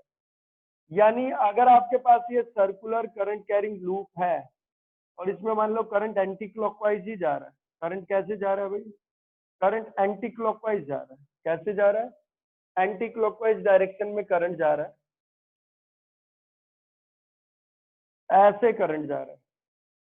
तो राइट हैंड लेते थे हम और फिंगर जो है हम करंट की डायरेक्शन में घुमाते थे तो मैग्नेटिक फील्ड बाहर आता। तो मैग्नेटिक फील्ड बाहर आता था, यानी बाहर नॉर्थ पोल आ जाएगा, जस्ट बाहर नॉर्थ पोल रहेगा एक, यानी जस्ट बाहर नॉर्थ पोल रहेगा, जस्ट बाहर नॉर्थ पोल रहेगा। और बोर्ड के जस्ट अंदर साउथ पोल रहेगा, और बोर्ड के जस्ट अंदर जो रहेगा वो साउथ पोल है, यानी दो पोल है, दो पोल है, ठीक है। एक बोर्ड के जस्ट अंदर साउथ, बोर्ड के जस्ट बाहर नॉर्थ। तो ये मैग्नेटिक डाइपोल की तरह काम करता था। तो 3D में हम ऐसे भी देख सकते थे, अगर मैं थोड़ा 3D लूं तो ऐसे ले लूंगा। तो ये सर्कुलर करंट कैरिंग लूप है। अब मैंने लूप ऐसे रख दिया है, अब मैंने ऐसे नहीं रखा है लूप, अब मैंने ऐसे रख दिया है लूप। तो अब अगर हम देखेंगे सर्कुलर करंट कैरिंग लूप है,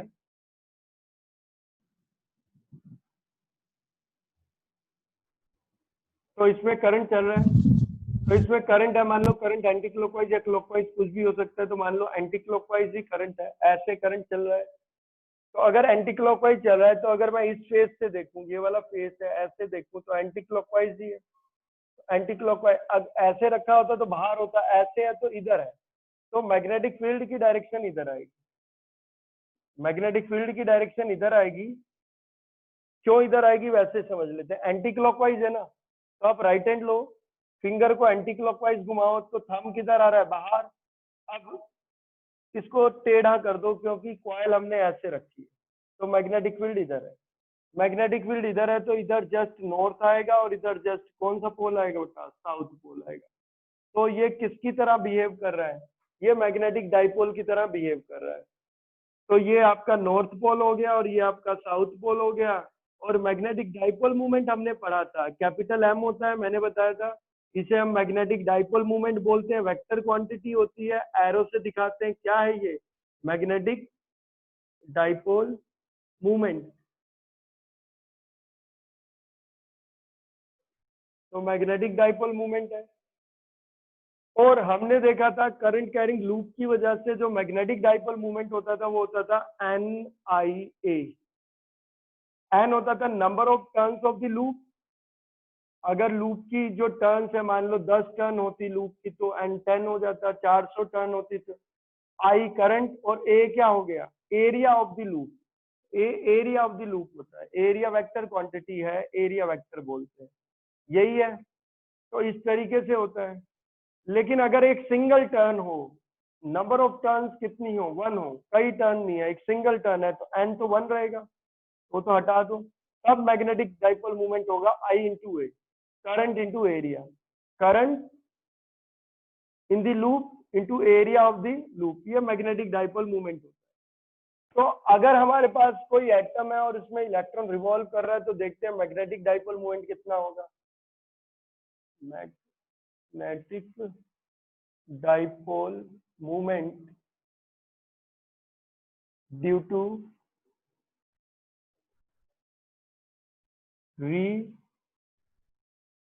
revolving electron. Magnetic dipole movement due to revolving electron. भाई एटम के अंदर इलेक्ट्रॉन अपने ऑर्बिट में रिवॉल्व कर रहा है तो उसकी वजह से मैग्नेटिक डाइपोल मूवमेंट होगा, यानी वो एक छोटा सा मैग्नेटिक डाइपोल की तरह बिहेव करेगा, उसमें मैग्नेटिक डाइपोल मूवमेंट होगी। समझते हैं कैसे होगी, मैं आपको समझाता हूँ। तो magnetic dipole movement due to revolving electron, ये आपका एटम का ऑर्बिट है। ये आपके एटम का क्या है, ऑर्बिट है। कैसा होता है ऑर्बिट भाई, सर्कुलर ही लेते हैं। बोर ने सर्कुलर ही लिया था तो हमने वही लिया है, ठीक है। बोर के ही मॉडल को अप्लाई कर, तो हमने सर्कुलर ऑर्बिट ले लिया। कैसा ऑर्बिट ले लिया भाई, सर्कुलर ऑर्बिट ले लिया। मान लिया एक इलेक्ट्रॉन है इस ऑर्बिट में। तो आपको एक चीज पता है बेटा, ये तो आपका ऑर्बिट कौन सा, ये एटम, एटम के अंदर क्या है, ऑर्बिट है। और कौन सा ऑर्बिट है, बोर ऑर्बिट है। बोर स्टेशनरी ऑर्बिट है और इसमें इलेक्ट्रॉन रिवॉल्व कर रहा है। ये सेंटर है। सेंटर मतलब जहां न्यूक्लियस होगा, जहां क्या होगा, न्यूक्लियस होगा। तो यहाँ न्यूक्लियस होगा, तो ये न्यूक्लियस है और ये ऑर्बिट है। इसमें इलेक्ट्रॉन होगा, तो मान लो एक ही इलेक्ट्रॉन, मान लो अगर ऑर्बिट में होगा, कितने इलेक्ट्रॉन होंगे, एक ही इलेक्ट्रॉन अगर ऑर्बिट में होगा। ऑर्बिट में एक ही इलेक्ट्रॉन है, वो चाहे तो क्लॉकवाइज घूम रहा होगा, चाहे तो एंटी क्लॉकवाइज घूम रहा होगा। तो वो रिवॉल्व कर रहा है, मान लो क्लॉकवाइज या एंटी क्लॉकवाइज। तो अगर इलेक्ट्रॉन एंटी क्लॉकवाइज रिवॉल्व कर रहा है, ऐसे रिवॉल्व कर रहा है, एंटी क्लॉकवाइज डायरेक्शन में इलेक्ट्रॉन रिवॉल्व कर रहा है। कैसे रिवॉल्व कर रहा है, एंटी क्लॉकवाइज डायरेक्शन में इलेक्ट्रॉन क्या कर रहा है, रिवॉल्व कर रहा है। तो अगर इलेक्ट्रॉन एंटी क्लॉकवाइज डायरेक्शन में रिवॉल्व कर रहा है और इलेक्ट्रॉन मान लो कहां से चला, तो सर्कुलर पाथ ही तो हो गया। ये ऑर्बिट कैसा पाथ है, सर्कुलर पाथ है। तो मान लो इलेक्ट्रॉन जो है वो कहां से चला, वो पी पॉइंट से चला और वापस पी पॉइंट में आ गया। अरे पी पॉइंट से चला इलेक्ट्रॉन और पी पॉइंट में आ गया। तो आपको पता है अगर इलेक्ट्रॉन ऑर्बिट के अंदर रिवॉल्व कर रहे हैं तो ऑर्बिट के अंदर क्या है, ऑर्बिट के अंदर करंट है, इलेक्ट्रिक करंट है। ऑर्बिट के अंदर इलेक्ट्रिक करंट है, यानी वो ऑर्बिट एक करंट कैरिंग सर्कुलर लूप माना जाएगा। क्या माना जाएगा, करंट कैरिंग सर्कुलर लूप माना जाएगा। करंट की डायरेक्शन, इलेक्ट्रॉन जिस डायरेक्शन में रिवॉल्व कर रहा है उसके अपोजिट मानी जाएगी। करंट क्लॉकवाइज माना जाएगा अगर इलेक्ट्रॉन एंटी क्लॉकवाइज रिवॉल्व कर रहा है। इलेक्ट्रॉन क्लॉकवाइज रिवॉल्व कर रहा है तो करंट एंटी क्लॉकवाइज माना जाएगा। क्योंकि हम ये मानते हैं जिस डायरेक्शन में इलेक्ट्रॉन फ्लो करेगा उसके अपोजिट डायरेक्शन में ही करंट क्या होगा, हम उसकी कन्वेंशनल डायरेक्शन लेते हैं। तो क्योंकि इलेक्ट्रॉन नेगेटिव चार्ज पार्टिकल है और हम करंट की डायरेक्शन ऐसे मानते हैं जैसे कि पॉजिटिव चार्ज पार्टिकल जिस डायरेक्शन में फ्लो कर रहे हो। तो इसमें देखते हैं, सबसे पहले इलेक्ट्रिक करंट देखते हैं कितना आएगा। Electric current, electric current in the orbit. Orbit के अंदर इलेक्ट्रिक करंट कितना होगा, ऑर्बिट के अंदर इलेक्ट्रिक करंट कितना होगा। तो electric current in the orbit is I मान लेते हैं। कितना मान लेते हैं, आई। तो हम क्या निकाल रहे हैं बेटा, इलेक्ट्रिक करंट निकाल रहे हैं। किसके अंदर इलेक्ट्रिक करंट निकाल रहे हैं, ऑर्बिट के अंदर इलेक्ट्रिक करंट निकाल रहे हैं। कितना मान लिया हमने, आई। आपने पढ़ा है इलेक्ट्रिक करंट जो होता है, इलेक्ट्रिक करंट क्या होता है, जो करंट होता है सॉरी, जो इलेक्ट्रिक करंट होता है वो time rate of flow of charge होता है।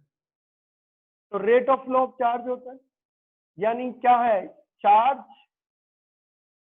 अपॉन में टाइम। अरे क्या है, चार्ज अपॉन में क्या, टाइम। तो वो चार्ज अपॉन में क्या होता है बेटा, टाइम होता है। तो ये चार्ज अपॉन टाइम है। तो कितना चार्ज मान लेते हैं, मान लो चार्ज तो हमारा है क्यू और टाइम कितना है बेटा, टी। तो ये आपका क्या हो गया, इलेक्ट्रिक करंट हो गया, आई। भाई इलेक्ट्रॉन अगर ऑर्बिट में रिवॉल्व कर रहा है, इलेक्ट्रॉन अगर ऑर्बिट में रिवॉल्व कर रहा है तो इलेक्ट्रॉन पे कितना, एक इलेक्ट्रॉन है, पी से चला और पी पे वापस आया। इलेक्ट्रॉन को अपना एक साइकिल कंप्लीट करने में जो टाइम लगेगा वो उसका टाइम पीरियड है। तो इलेक्ट्रॉन को अपना एक साइकिल कंप्लीट करने में जो टाइम लगेगा उसका क्या है, टाइम पीरियड है। तो इलेक्ट्रॉन को अपना एक साइकिल कंप्लीट करने में जो टाइम लगेगा वो क्या है, टाइम पीरियड है। तो इलेक्ट्रॉन पी से चला और दोबारा घूम के पी पे आया। एक साइकिल कंप्लीट करने में जो टाइम लग रहा है उस टाइम को ही हम टाइम पीरियड बोलते हैं। किससे डिनोट करते हैं, कैपिटल टी से डिनोट करते हैं। तो जो टाइम होगा हमारा वो टाइम पीरियड के बराबर होगा। किसके बराबर होगा? टाइम पीरियड के बराबर है। तो जो टाइम है वो इलेक्ट्रॉन के टाइम पीरियड के बराबर है कि इलेक्ट्रॉन जो अपने ऑर्बिट में जो है इलेक्ट्रॉन अपने ऑर्बिट में रिवॉल्व कर रहा है तो उसका टाइम पीरियड कितना होगा? तो कैपिटल टी आपको पता है क्या है बेटा? टाइम पीरियड है। किसका टाइम पीरियड है? इलेक्ट्रॉन का टाइम पीरियड है। इलेक्ट्रॉन पे चार्ज कितना होता है? तो इलेक्ट्रॉन पे आपको पता है चार्ज कितना होता है? तो इलेक्ट्रॉन पे चार्ज ई होता है, माइनस होता है। पर हम साइंस से नहीं लेने हमें जरूरत है, हमें मैग्नीट्यूड की जरूरत है। तो इलेक्ट्रॉन पे जो चार्ज होता है वो कितना है? ई है। तो इलेक्ट्रॉन पे चार्ज हमारा ई होगा। तो ई इलेक्ट्रॉन पे क्या हो गया बेटा? चार्ज हो गया। ये है तो ई बाई टी। तो ध्यान देना क्यू और टी चाहिए था हमें। क्यू जो है वो इलेक्ट्रॉन पे चार्ज था, वो क्या था? इलेक्ट्रॉन पे फंडामेंटल चार्ज होता था नेगेटिव। मैग्नीट्यूड लेंगे तो सिर्फ ई लेंगे। और टाइम पीरियड जो इलेक्ट्रॉन और टाइम जो होता था इलेक्ट्रॉन का वो टाइम पीरियड ले रहे हैं। कितना ले रहे हैं? टाइम पीरियड ले रहे हैं। तो अगर हम डिवाइड कर दें तो क्यू बाई टी ही आपका क्या होता है? करंट होता है, इलेक्ट्रिक करंट होता है। तो इलेक्ट्रिक करंट कितना हो जाएगा? ई बाई टी, जहां पे टी क्या है बेटा? टाइम पीरियड है।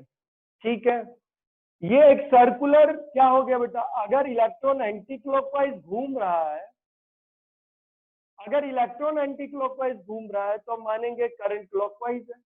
और अगर इलेक्ट्रॉन क्लॉकवाइज घूम रहा है तो हम मानेंगे करंट एंटी क्लॉकवाइज है। तो कुछ भी मान लो। तो मान लो जो इलेक्ट्रॉन है वो क्लॉकवाइज घूम रहा है तो इलेक्ट्रिक करंट जो है वो एंटी क्लॉकवाइज है। जो इलेक्ट्रिक करंट है ऑर्बिट में वो एंटी क्लॉकवाइज है। ये कौन सा ऑर्बिट है भाई? ये बोहर का ऑर्बिट है। बोहर का स्टेशनरी ऑर्बिट है। कैसा ऑर्बिट है? स्टेशनरी ऑर्बिट है। ये एटम का ऑर्बिट है, बोहर स्टेशनरी ऑर्बिट है। इसमें इलेक्ट्रॉन रिवॉल्व कर रहा है, उसकी वजह से इलेक्ट्रिक करंट है और वो करंट ई बाई टी है। अब ध्यान देना, ये करंट कैरिंग सर्कुलर लूप माना जाएगा कि नहीं माना जाएगा? भाई अब ये एक सर्कुलर लूप माना जाएगा और ये करंट कैरिंग लूप माना जाएगा। वो अलग बात है कि करंट इसमें बहुत कम होगा, पर है तो करंट कैरिंग लूप। जो बोहर का जो ऑर्बिट होगा एटम के अंदर, उसमें इलेक्ट्रॉन रिवॉल्व कर रहे हैं और इलेक्ट्रॉन के रिवॉल्व करने की वजह से ऑर्बिट के अंदर करंट है। ठीक है, ऑर्बिट के अंदर करंट है तो हम उस ऑर्बिट को करंट कैरिंग लूप मानेंगे, current carrying circular loop consider करेंगे। तो करंट कैरिंग ये सर्कुलर लूप है। तो हमें पता है जो करंट कैरिंग सर्कुलर लूप होता है वो मैग्नेटिक डाइपोल की तरह बिहेव करता है। तो current carrying circular loop behaves like a magnetic dipole.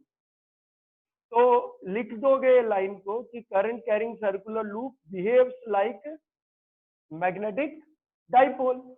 तो मैग्नेटिक डाइपोल की तरह बिहेव करेगा तो मैग्नेटिक डाइपोल मूवमेंट कितना होगा? मैग्नेटिक डाइपोल मूवमेंट कितना होगा? तो मैग्नेटिक डाइपोल मूवमेंट, तो मैग्नेटिक डाइपोल मूवमेंट इज कितना मान ले? मैग्नेटिक डाइपोल मूवमेंट को कैपिटल एम मान लेते हैं। कितना मान लिया? मैग्नेटिक डाइपोल मूवमेंट को एम मान लिया। कोई भी करंट कैरिंग सर्कुलर लूप या कोई भी current carrying loop magnetic dipole की तरह बिहेव करता है। तो भाई इलेक्ट्रॉन अपने ऑर्बिट में घूम रहे हैं, उसकी वजह से ऑर्बिट में क्या है? इलेक्ट्रिक करंट है और ऑर्बिट सर्कुलर है तो ये circular current carrying loop consider किया जाएगा और इसकी वजह से क्या होगा? मैग्नेटिक डाइपोल मूवमेंट होगा। मैग्नेटिक डाइपोल मूवमेंट मैंने आपको बता रखा है कि magnetic dipole movement vector quantity है। तो डायरेक्शन का तो कोई अभी हमें लेने देने की जरूरत नहीं है, वो हम निकाल सकते हैं। मैग्नेटिक डाइपोल मूवमेंट की डायरेक्शन कैसे निकाल लेंगे? करंट कैसे आ रहा है भाई? Current anti clockwise direction. Electron कैसे मूव कर रहा है? क्लॉकवाइज मूव कर रहा है। तो करंट कैसे मूव कर रहा है? एंटी क्लॉकवाइज मूव कर रहा है। इलेक्ट्रॉन क्लॉकवाइज तो current anti clockwise. Right hand लेंगे, फिंगर एंटी क्लॉकवाइज घुमाएंगे तो थंब किधर आया? बाहर। तो मैग्नेटिक डाइपोल मूवमेंट की डायरेक्शन क्या होगी? बाहर की तरफ होगी, बोर्ड के परपेंडिकुलर होगी। जस्ट बाहर कौन सा पोल आ जाएगा? नॉर्थ। जस्ट अंदर कौन सा पोल आ जाएगा? साउथ। तो डायरेक्शन की जरूरत नहीं। मैग्नीट्यूड की बात करते हैं तो मैग्नीट्यूड कितना होता? तो मैग्नीट्यूड होता था एन आई ए। अरे कितना होता था? N I A. एन होता था number of turns of the loop. अगर भाई लूप में बहुत सारी नंबर ऑफ टर्न्स है तो आई होता था करंट इन द लूप, ए होता था area of the loop.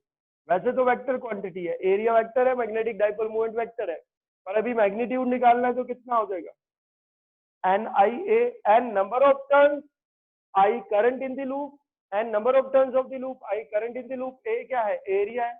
Number of turns कितनी होगी भाई, ऑर्बिट में तो एक ही टर्न मानी जाएगी, उसे हम सिंगल टर्न की तरह कंसिडर करेंगे, तो नंबर ऑफ टर्न्स तो हमारी 1 हो गई, तो नंबर ऑफ टर्न्स तो हमारी 1 हो गई ना, सिंगल टर्न की तरह हम क्या करेंगे, कंसिडर करेंगे, किया हमने कंसिडर, 1 हटा दिया, ठीक है। और एरिया कितना होगा लूप का, भाई लूप का एरिया क्या होगा, जो ऑर्बिट का रेडियस होगा, जो ऑर्बिट का रेडियस होगा, ऑर्बिट का रेडियस आर है, ऑर्बिट का जो रेडियस है वो कितना है हमारा, आर है, तो एरिया कितना आ जाएगा, आपको पता है एरिया कितना होता है, एरिया होता है पाई आर स्क्वायर, जो ऑर्बिट का एरिया होगा वो कितना होगा, पाई आर स्क्वायर है, तो एरिया हम डाल देंगे, कितना हो जाएगा भाई, पाई आर स्क्वायर, ये एरिया आ गया। करंट कितना है, ये रहा भाई करंट, हम निकाल के बैठे हैं करंट, कितना है करंट हमारा, करंट है ई बाई टी, तो करंट की वैल्यू डाल देंगे, कितनी है करंट की वैल्यू, ई बाय टी, ये आ गई करंट की वैल्यू। तो ये मैग्नेटिक डाइपोल मूवमेंट मिल गया यहां तक, तो मैग्नेटिक डाइपोल मूवमेंट मिल गया। अब ये मैग्नेटिक डाइपोल मूवमेंट मिला है, अभी हम टाइम पीरियड भी निकालेंगे, टाइम पीरियड कितना होगा वो देखते हैं, तो टाइम पीरियड कितना आएगा। तो अगर आप टाइम पीरियड निकालना चाहते हो, अगर आप टाइम पीरियड निकालना चाहते हो तो टाइम पीरियड निकाल सकते हो आप। तो टाइम पीरियड अगर आप निकालोगे तो ओमेगा आपने पढ़ा होगा, एंगुलर वेलोसिटी होती है, एंगुलर फ्रीक्वेंसी भी बोलते हैं, ये एंगुलर वेलोसिटी होती है इलेक्ट्रॉन की ऑर्बिट के अंदर, तो ओमेगा एंगुलर वेलोसिटी होती है, अरे ओमेगा एंगुलर वेलोसिटी होती है, तो वो ओमेगा जो होता है वो होता है 2 पाई अपॉन में क्या है, टाइम पीरियड, अरे 2 पाई अपॉन में क्या होता है, टाइम पीरियड होता है, ये आपने फॉर्मूला पढ़ा होगा। ओमेगा है angular velocity of electron in orbit, orbit के अंदर इलेक्ट्रॉन की एंगुलर वेलोसिटी ओमेगा है, और वो होगा कितना, 2 पाई अपॉन में कितना होगा, time period of electron. Angular velocity एक और चीज के बराबर होती है, एंगुलर वेलोसिटी बराबर होती है लीनियर वेलोसिटी अपॉन में रेडियस। इलेक्ट्रॉन की जो लीनियर वेलोसिटी है और जो ऑर्बिट का रेडियस है, तो v बाय आर ही आपका क्या होता है, यानी एंगुलर वेलोसिटी जो ओमेगा होती है, एंगुलर वेलोसिटी जो ओमेगा होती है वो कितनी होती है, वो होती है v by R, linear velocity upon में क्या है, रेडियस, लीनियर वेलोसिटी अपॉन में रेडियस। तो हम ऐसे भी लिख सकते हैं, तो यहां से टाइम पीरियड निकाल लो, कितना हो जाएगा, तो v by R equal to कितना है, 2 पाई बाय टी, आर इधर भेज देते हैं तो आर इधर आ गया, टी इधर भेज देते हैं तो टी इधर आ गया, और v इधर भेज देते हैं तो इसके अपॉन में v है, तो ये टाइम पीरियड होता है, ये इलेक्ट्रॉन का टाइम पीरियड हो गया। वैसे भी डायरेक्ट भी निकाल सकते थे, इतना नहीं करने की जरूरत है भाई। जो टाइम पीरियड होगा वो क्या होगा, टाइम पीरियड होता है डिस्टेंस अपॉन में स्पीड, डिस्टेंस अपॉन में स्पीड, डिस्टेंस कितना ट्रेवल करेगा इलेक्ट्रॉन एक पूरे ऑर्बिट का साइकिल कंप्लीट करने में। जब इलेक्ट्रॉन पूरे ऑर्बिट का साइकिल कंप्लीट करेगा तो वो जो डिस्टेंस ट्रेवल करेगा वो सर्कमफ्रेंस ऑफ द ऑर्बिट होगा, यानी 2 पाई आर होगा, और उसने किस स्पीड से वो ऑर्बिट कंप्लीट किया है, उसने v वेलोसिटी से उस ऑर्बिट को क्या किया है, कंप्लीट किया है, तो ये टाइम पीरियड मिल जाएगा। तो टाइम पीरियड आ जाता है 2 पाई आर बाय वी, तो हम यहाँ टाइम पीरियड की वैल्यू डाल सकते हैं, तो यहाँ पे आप टाइम पीरियड की वैल्यू डाल दो, तो टाइम पीरियड की वैल्यू यहाँ पे डालते हैं बेटा, यहाँ पे टाइम पीरियड की वैल्यू डाल रहे हैं, कितना आ जाएगा टाइम पीरियड की वैल्यू, 2 पाई आर अपॉन में क्या है, v, तो ये v तो किधर चला जाएगा, v ऊपर चला जाएगा, एक आर से एक आर क्या हो जाएगा, कैंसिल, और पाई से क्या हो जाएगा, पाई कैंसिल, ये मिल गया मैग्नेटिक डाइपोल मूवमेंट। तो मैग्नेटिक डाइपोल मूवमेंट आपको जो मिला वो कितना मिला, ई आर वी बाय 2, यही है। या आप लिख सकते हो कि हाफ ERV, ये हो गया आपका। अब हम इसमें कुछ नहीं है, ये मैग्नेटिक डाइपोल मोमेंट निकालना था, निकाल लिया। अब हम एक काम करेंगे, बोर का एक थर्ड पोस्टुलेट है, हालांकि हम उसे सेकंड पोस्टुलेट भी बोलते हैं, कई बुक में 4 है, वैसे तो 3 पोस्टुलेट है, तो वो बोर का सेकंड पोस्टुलेट। बोर का जो सेकंड पोस्टुलेट है उसके हिसाब से अगर हम देखें, तो बोर के सेकंड पोस्टुलेट के हिसाब से देखें कि जो एंगुलर मोमेंटम होता है ना बेटा इलेक्ट्रॉन का, बोर के स्टेशनरी ऑर्बिट में वो क्वांटाइज्ड होता है। वो क्या होता है? क्वांटाइज्ड होता है। तो जो एंगुलर मोमेंटम होता है, क्या according to Bohr stationary model, Bohr ने जो स्टेशनरी मॉडल दिया था, बोर एटॉमिक जो मॉडल था, ठीक है, तो बोर एटॉमिक मॉडल के हिसाब से अगर हम देखें तो बोर ने 3 पोस्टुलेट दिए थे। तो बोर का जो सेकंड पोस्टुलेट है वो ये कहता है जो एंगुलर मोमेंटम होता है, एंगुलर मोमेंटम वो क्वांटाइज्ड होता है, वो क्वांटाइज्ड होता है। तो एंगुलर मोमेंटम क्वांटाइज्ड होता है, तो वो h अपॉन 2 पाई का, वो h अपॉन 2 पाई का, तो वो h अपॉन 2 पाई का इंटीग्रल मल्टीपल होता है, यानी n टाइम्स होता है। कितने टाइम्स होता है? n टाइम्स होता है। यानी क्या होगा? इंटीग्रल मल्टीपल होगा, कितने टाइम्स होगा? वो n टाइम्स होगा। यानी अगर वो फर्स्ट ऑर्बिट में है, जैसे k में है कि l में है कि m में घूम रहा है, इलेक्ट्रॉन तो किसी में भी घूम सकता है, तो प्रिंसिपल क्वांटम नंबर से डिनोट करते हैं n। इसके लिए n1 हो जाएगा, इसके लिए n2 हो जाएगा, इसके लिए n क्या हो जाएगा? 3 हो जाएगा। तो अगर वो फर्स्ट ऑर्बिट में है तो n1, अगर वो सेकंड ऑर्बिट में है तो n2, अगर वो थर्ड ऑर्बिट में है तो n3। तो यानी जो एंगुलर मोमेंटम है वो हमेशा h अपॉन 2 पाई तो रहेगा, उसके कितने टाइम्स होगा? n टाइम्स, उसके 1 टाइम्स या उसके 2 टाइम्स या उसके 3 टाइम्स, यानी उसका 1 गुना, 2 गुना, 3 गुना, 4 गुना, 10 गुना। n की वैल्यू हमेशा क्या होगी? वो कोई इंटीजर ही होगी, ठीक है, वो कोई इंटीजर ही होगी। तो ये बोर ने बोला था, बोर का सेकंड पोस्टुलेट था, बोर का सेकंड पोस्टुलेट था। तो जो एंगुलर मोमेंटम होता है वो h अपॉन 2 पाई का क्या होता है? इंटीग्रल मल्टीपल होता है। तो कितने टाइम्स होता है? n टाइम्स होता है। एंगुलर मोमेंटम को किससे डिनोट करते हैं? एंगुलर मोमेंटम को डिनोट करते हैं हम L से, कैपिटल L से। और जो एंगुलर मोमेंटम होता है इलेक्ट्रॉन का, एंगुलर मोमेंटम होता है इलेक्ट्रॉन का मास इंटू इलेक्ट्रॉन की वेलोसिटी इंटू ऑर्बिट का रेडियस। एंगुलर मोमेंटम जो होता है, एंगुलर मोमेंटम किससे डिनोट करते हैं? L से डिनोट करते हैं। एंगुलर मोमेंटम होता है इलेक्ट्रॉन का मास इंटू इलेक्ट्रॉन की velocity into radius of orbit, MVR होता है, एंगुलर मोमेंटम होता है। तो L की वैल्यू डाल देंगे, कितना है बेटा? वो MVR। डायरेक्ट भी ये फॉर्मूला होता ही है कि MVR equal to NH upon 2 pi. ये बोर का सेकंड पोस्टुलेट ही है, बोर का सेकंड पोस्टुलेट ही है कि जो MVR है वो तो एंगुलर मोमेंटम है इलेक्ट्रॉन का, m है इलेक्ट्रॉन का मास, v है इलेक्ट्रॉन की ऑर्बिटल स्पीड, r है रेडियस ऑफ ऑर्बिट, और वो हमेशा h अपॉन 2 पाई का क्या है? n टाइम्स होता है, यानी इंटीग्रल टाइम्स होता है। ये है, ये बोर का सेकंड पोस्टुलेट है। According to Bohr second postulate लिख देंगे, according to Bohr second postulate angular momentum is quantized and is equal to n times h upon 2 pi, यानी integral multiple of h upon 2 पाई।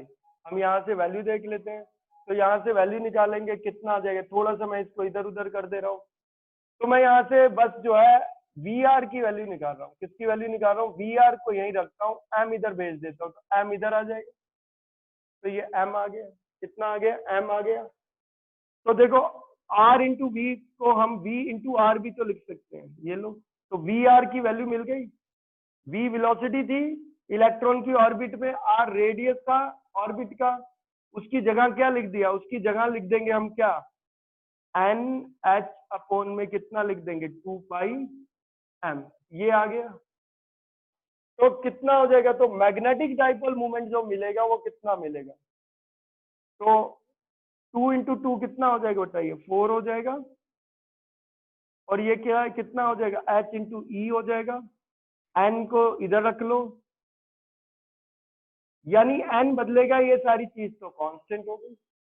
तो magnetic dipole movement आ जाएगा N H E upon में कितना आ जाएगा 4 पाई M, यही है। आप खुद ही देखो, ये पूरी चीज एक कांस्टेंट होती है। H E अपॉन में 4 पाई M, M मास का इलेक्ट्रॉन का कांस्टेंट होगा, 4 पाई कांस्टेंट ही होता है, इलेक्ट्रॉन पे चार्ज कांस्टेंट होता है और H भी कांस्टेंट होता है। तो इस पूरे कांस्टेंट को हम बोलते हैं बोर मैग्नेट्रॉन। क्या बोलते हैं, बोर मैग्नेट्रॉन। तो ये म्यू बी से डिनोट कर लेते हैं, किससे, किसी भी सिंबल से कर लो, कई बुक में किससे डिनोट कर लेते हैं, म्यू बी, बोर मैग्नेट्रॉन। और कितना होगा, ये है कितना, H E अपॉन में क्या है 4 पाई M, यही है। तो इसका मतलब जो इलेक्ट्रॉन का मैग्नेटिक डाइपोल मूवमेंट होता है वो भी क्वांटाइज्ड होता है। जो इलेक्ट्रॉन का मैग्नेटिक डाइपोल मूवमेंट होता है वो भी क्वांटाइज्ड होता है, और वो H E अपॉन 4 पाई M का कितने टाइम्स होता है, n टाइम्स होता है, इंटीग्रल टाइम्स होता है। तो हम क्या करेंगे, इसकी वैल्यू लिख देंगे, H E अपॉन में 4 पाई M, ये आपका म्यू भी होता है, बोर मैग्नेट्रॉन। तो मैग्नेटिक डाइपोल मूवमेंट जो होता है वो क्या होता है, वो बोर मैग्नेट्रॉन के हमेशा कितने टाइम्स होगा, इंटीग्रल टाइम्स होगा, n टाइम्स होगा। यानी मैग्नेटिक डाइपोल मूवमेंट भी इलेक्ट्रॉन का, ऑर्बिट के अंदर इलेक्ट्रॉन रिवॉल्व कर रहा है तो उसका मैग्नेटिक डाइपोल मूवमेंट भी हमेशा क्वांटाइज्ड रहेगा, और वो भी हमेशा बोर मैग्नेट्रॉन के कितने टाइम्स होगा, n टाइम्स होगा, यानी इंटीग्रल टाइम्स होगा। कितने टाइम्स होगा, इंटीग्रल टाइम्स होगा। यानी H E अपॉन 4 पाई M के हमेशा कितने टाइम्स होगा, n टाइम्स होगा। ये मैग्नेटिक डाइपोल मूवमेंट होता है किसका, इलेक्ट्रॉन का। और म्यू भी आपका जो है मैंने पहले ही बता दिया, वो ये वैल्यू है, ये एक कांस्टेंट ही होता है। ये क्या है, कांस्टेंट होता है।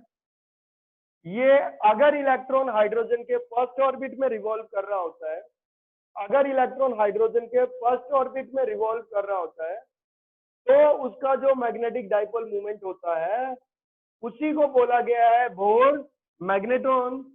इसको बोलते हैं हम बोर मैग्नेट्रॉन, बोर मैग्नेट्रॉन। यानी बोर मैग्नेट्रॉन क्या है बेटा, मैग्नेटिक डाइपोल मूवमेंट ही है इलेक्ट्रॉन का, किसमें, हाइड्रोजन के फर्स्ट ऑर्बिट में इलेक्ट्रॉन का, हाइड्रोजन के फर्स्ट ऑर्बिट में इलेक्ट्रॉन का मैग्नेटिक डाइपोल मूवमेंट को ही नाम दिया गया है बोर मैग्नेट्रॉन। और ये कांस्टेंट होता है, और ये H E अपॉन में 4 पाई M होता है। और किसी और ऑर्बिट में अगर वो होगा, मान लो सेकंड ऑर्बिट में है, हाइड्रोजन के सेकंड ऑर्बिट में है तो उसका डबल हो जाएगा, हाइड्रोजन के थर्ड ऑर्बिट में है तो कितना हो जाएगा, ट्रिपल हो जाएगा, फोर्थ ऑर्बिट में है तो कितना हो जाएगा, 4 टाइम्स हो जाएगा। यानी वो बोर मैग्नेट्रॉन के हमेशा कितने टाइम्स होगा, n टाइम्स होगा। यानी कितने टाइम्स होगा, इंटीग्रल टाइम्स होगा।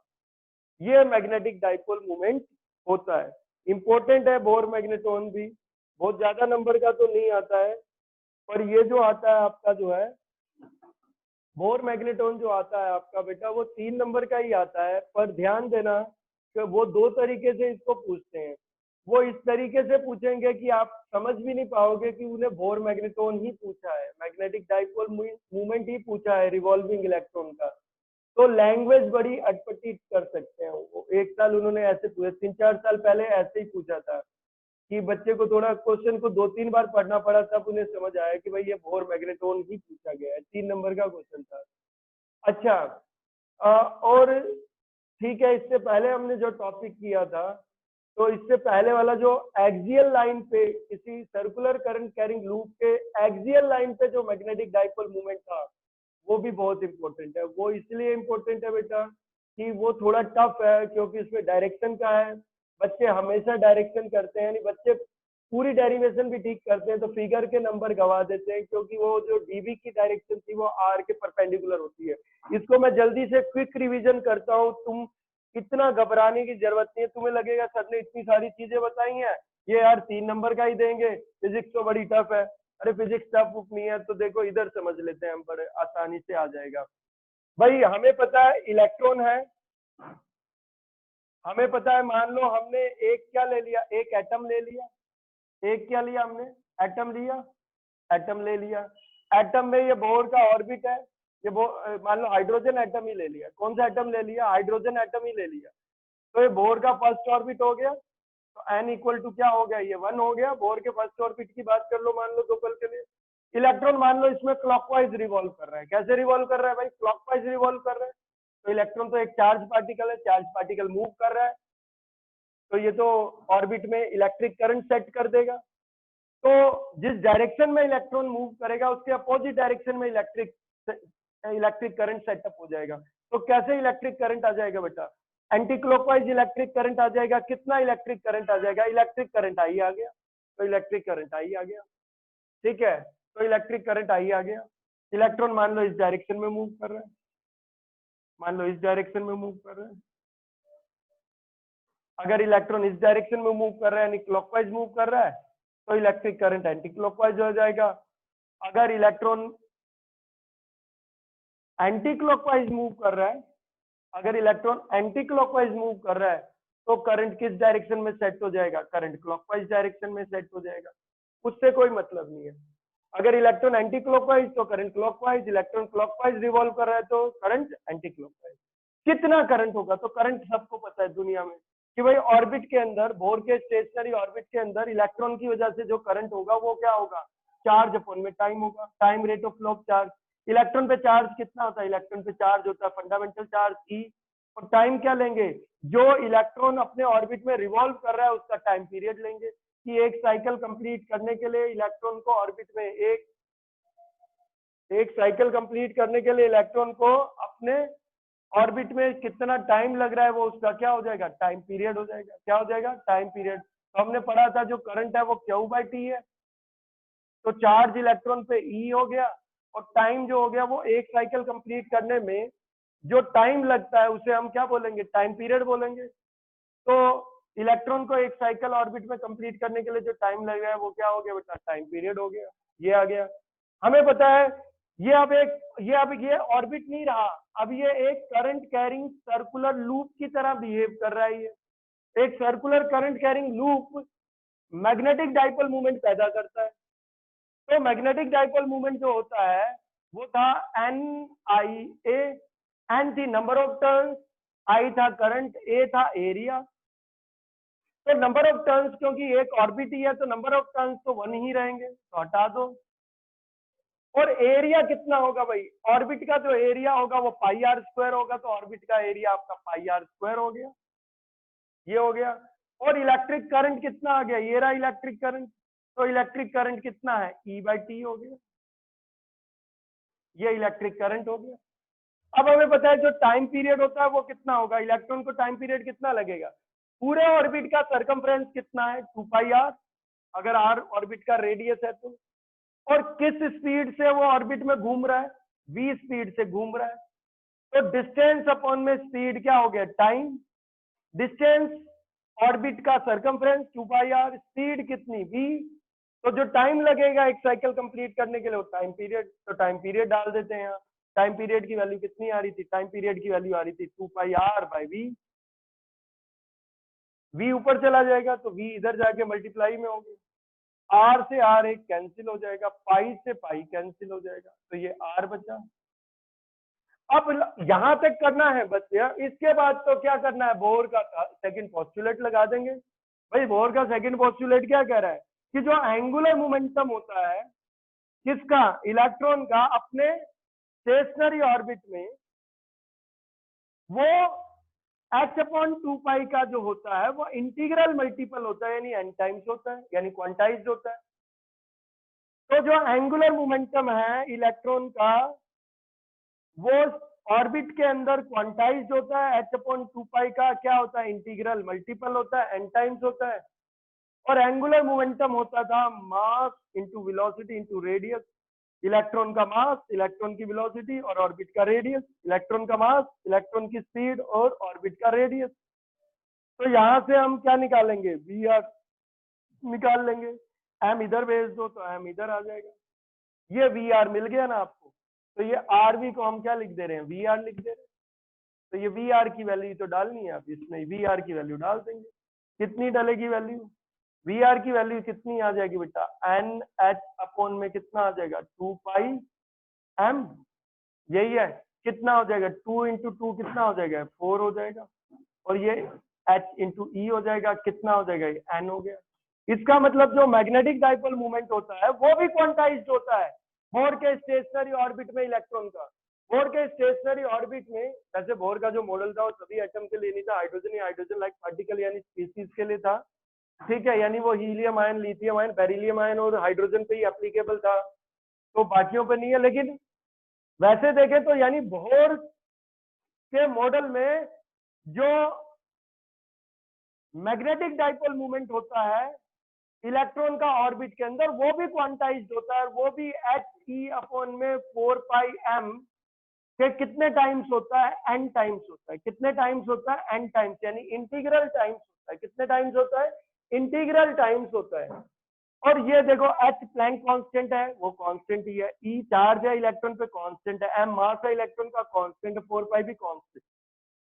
मास इलेक्ट्रॉन का कांस्टेंट, 4 पाई कांस्टेंट, इलेक्ट्रॉन पे चार्ज कांस्टेंट और H प्लैंक कांस्टेंट। तो इस सब को बोलते हैं हम क्या, इस पूरे को, यानी जो मैग्नेटिक डाइपोल मूवमेंट होता है किसी भी इलेक्ट्रॉन का बोर के स्टेशनरी ऑर्बिट में, वो भी क्वांटाइज्ड होता है। वो He अपॉन 4 पाई M के कितने टाइम्स होता है, इंटीग्रल टाइम्स होता है। और He अपॉन 4 पाई M को ही हम बोलते हैं म्यू बी, यानी इसको बोलते हैं बोर मैग्नेटोन। क्या बोलते हैं, बोर मैग्नेटोन। तो म्यू बी आपका ये रहा, इसको म्यू बी जो है आपका कितना हो जाएगा, म्यू बी आपका कितना है He अपॉन में कितना हो जाएगा 4 पाई M। ये हाइड्रोजन के फर्स्ट ऑर्बिट में इलेक्ट्रॉन का जो ऑर्बिटल मैग्नेटिक डाइपोल मूवमेंट होगा, जो मैग्नेटिक डाइपोल मूवमेंट होगा हाइड्रोजन के फर्स्ट ऑर्बिट में, जो इलेक्ट्रॉन का मैग्नेटिक डाइपोल मूवमेंट होगा, उसी को हमने बोला बोर मैग्नेटोन। तो इसको बोर मैग्नेटोन बोल रहे हैं। तो इसको हमने क्या बोला बेटा, बोर मैग्नेटोन बोल रहे हैं। तो अगर ये वाला अगर आपका क्या है, ये K है, तो इसके लिए N की वैल्यू 1 है, तो 1 टाइम्स हो जाएगा। तो N की वैल्यू 1 है, इतने टाइम्स हो जाएगा। अगर मान लो ये सेकंड ऑर्बिट होता, L होता, तो इसके लिए N की वैल्यू, इलेक्ट्रॉन इसमें होता तो N की वैल्यू 2 होती, तो N की वैल्यू क्या ले लोगे, 2 ले लोगे, तो 2 टाइम्स हो जाएगा। अगर ये M में होता इलेक्ट्रॉन, तो N की वैल्यू कितनी लेते, N की वैल्यू 3 लेते, तो ये कितने टाइम्स होता बेटा, 3 टाइम्स होता। यानी जो मैग्नेटिक डाइपोल मूवमेंट होता है इलेक्ट्रॉन का बोर के स्टेशनरी ऑर्बिट में, वो भी क्वांटाइज्ड होता है। और वो बोर मैग्नेटोन के कितने टाइम्स होता है, n टाइम्स होता है, इंटीग्रल टाइम्स होता है, यानी He अपॉन 4 पाई M के कितने टाइम्स होता है, n टाइम्स होता है। तो ये आपका फॉर्मूला है। तो ये बड़ा सिंपल सा है, इसमें एक दो बार कर लोगे आपको याद ही हो जाएगा, ज्यादा कंफ्यूज होने की जरूरत नहीं है। आगे बेटा सबको समझ, hello, yes sir. Yes sir. एक मिनट, सबको आगे क्लियर है, यस सर। ठीक ठीक है बेटा, फिर क्लास ना एंड करते हैं। अगली क्लास में, अब अगली क्लास में खत्म हो जाएगा जहां तक है, क्योंकि साइक्लोट्रॉन तो है ही नहीं, तो ये चैप्टर ही खत्म हो जाएगा। चैप्टर थोड़ा टफ होता है, इसमें डायरेक्शन का बड़ा दिक्कत होती है, ठीक है। क्लास एंड करते हैं।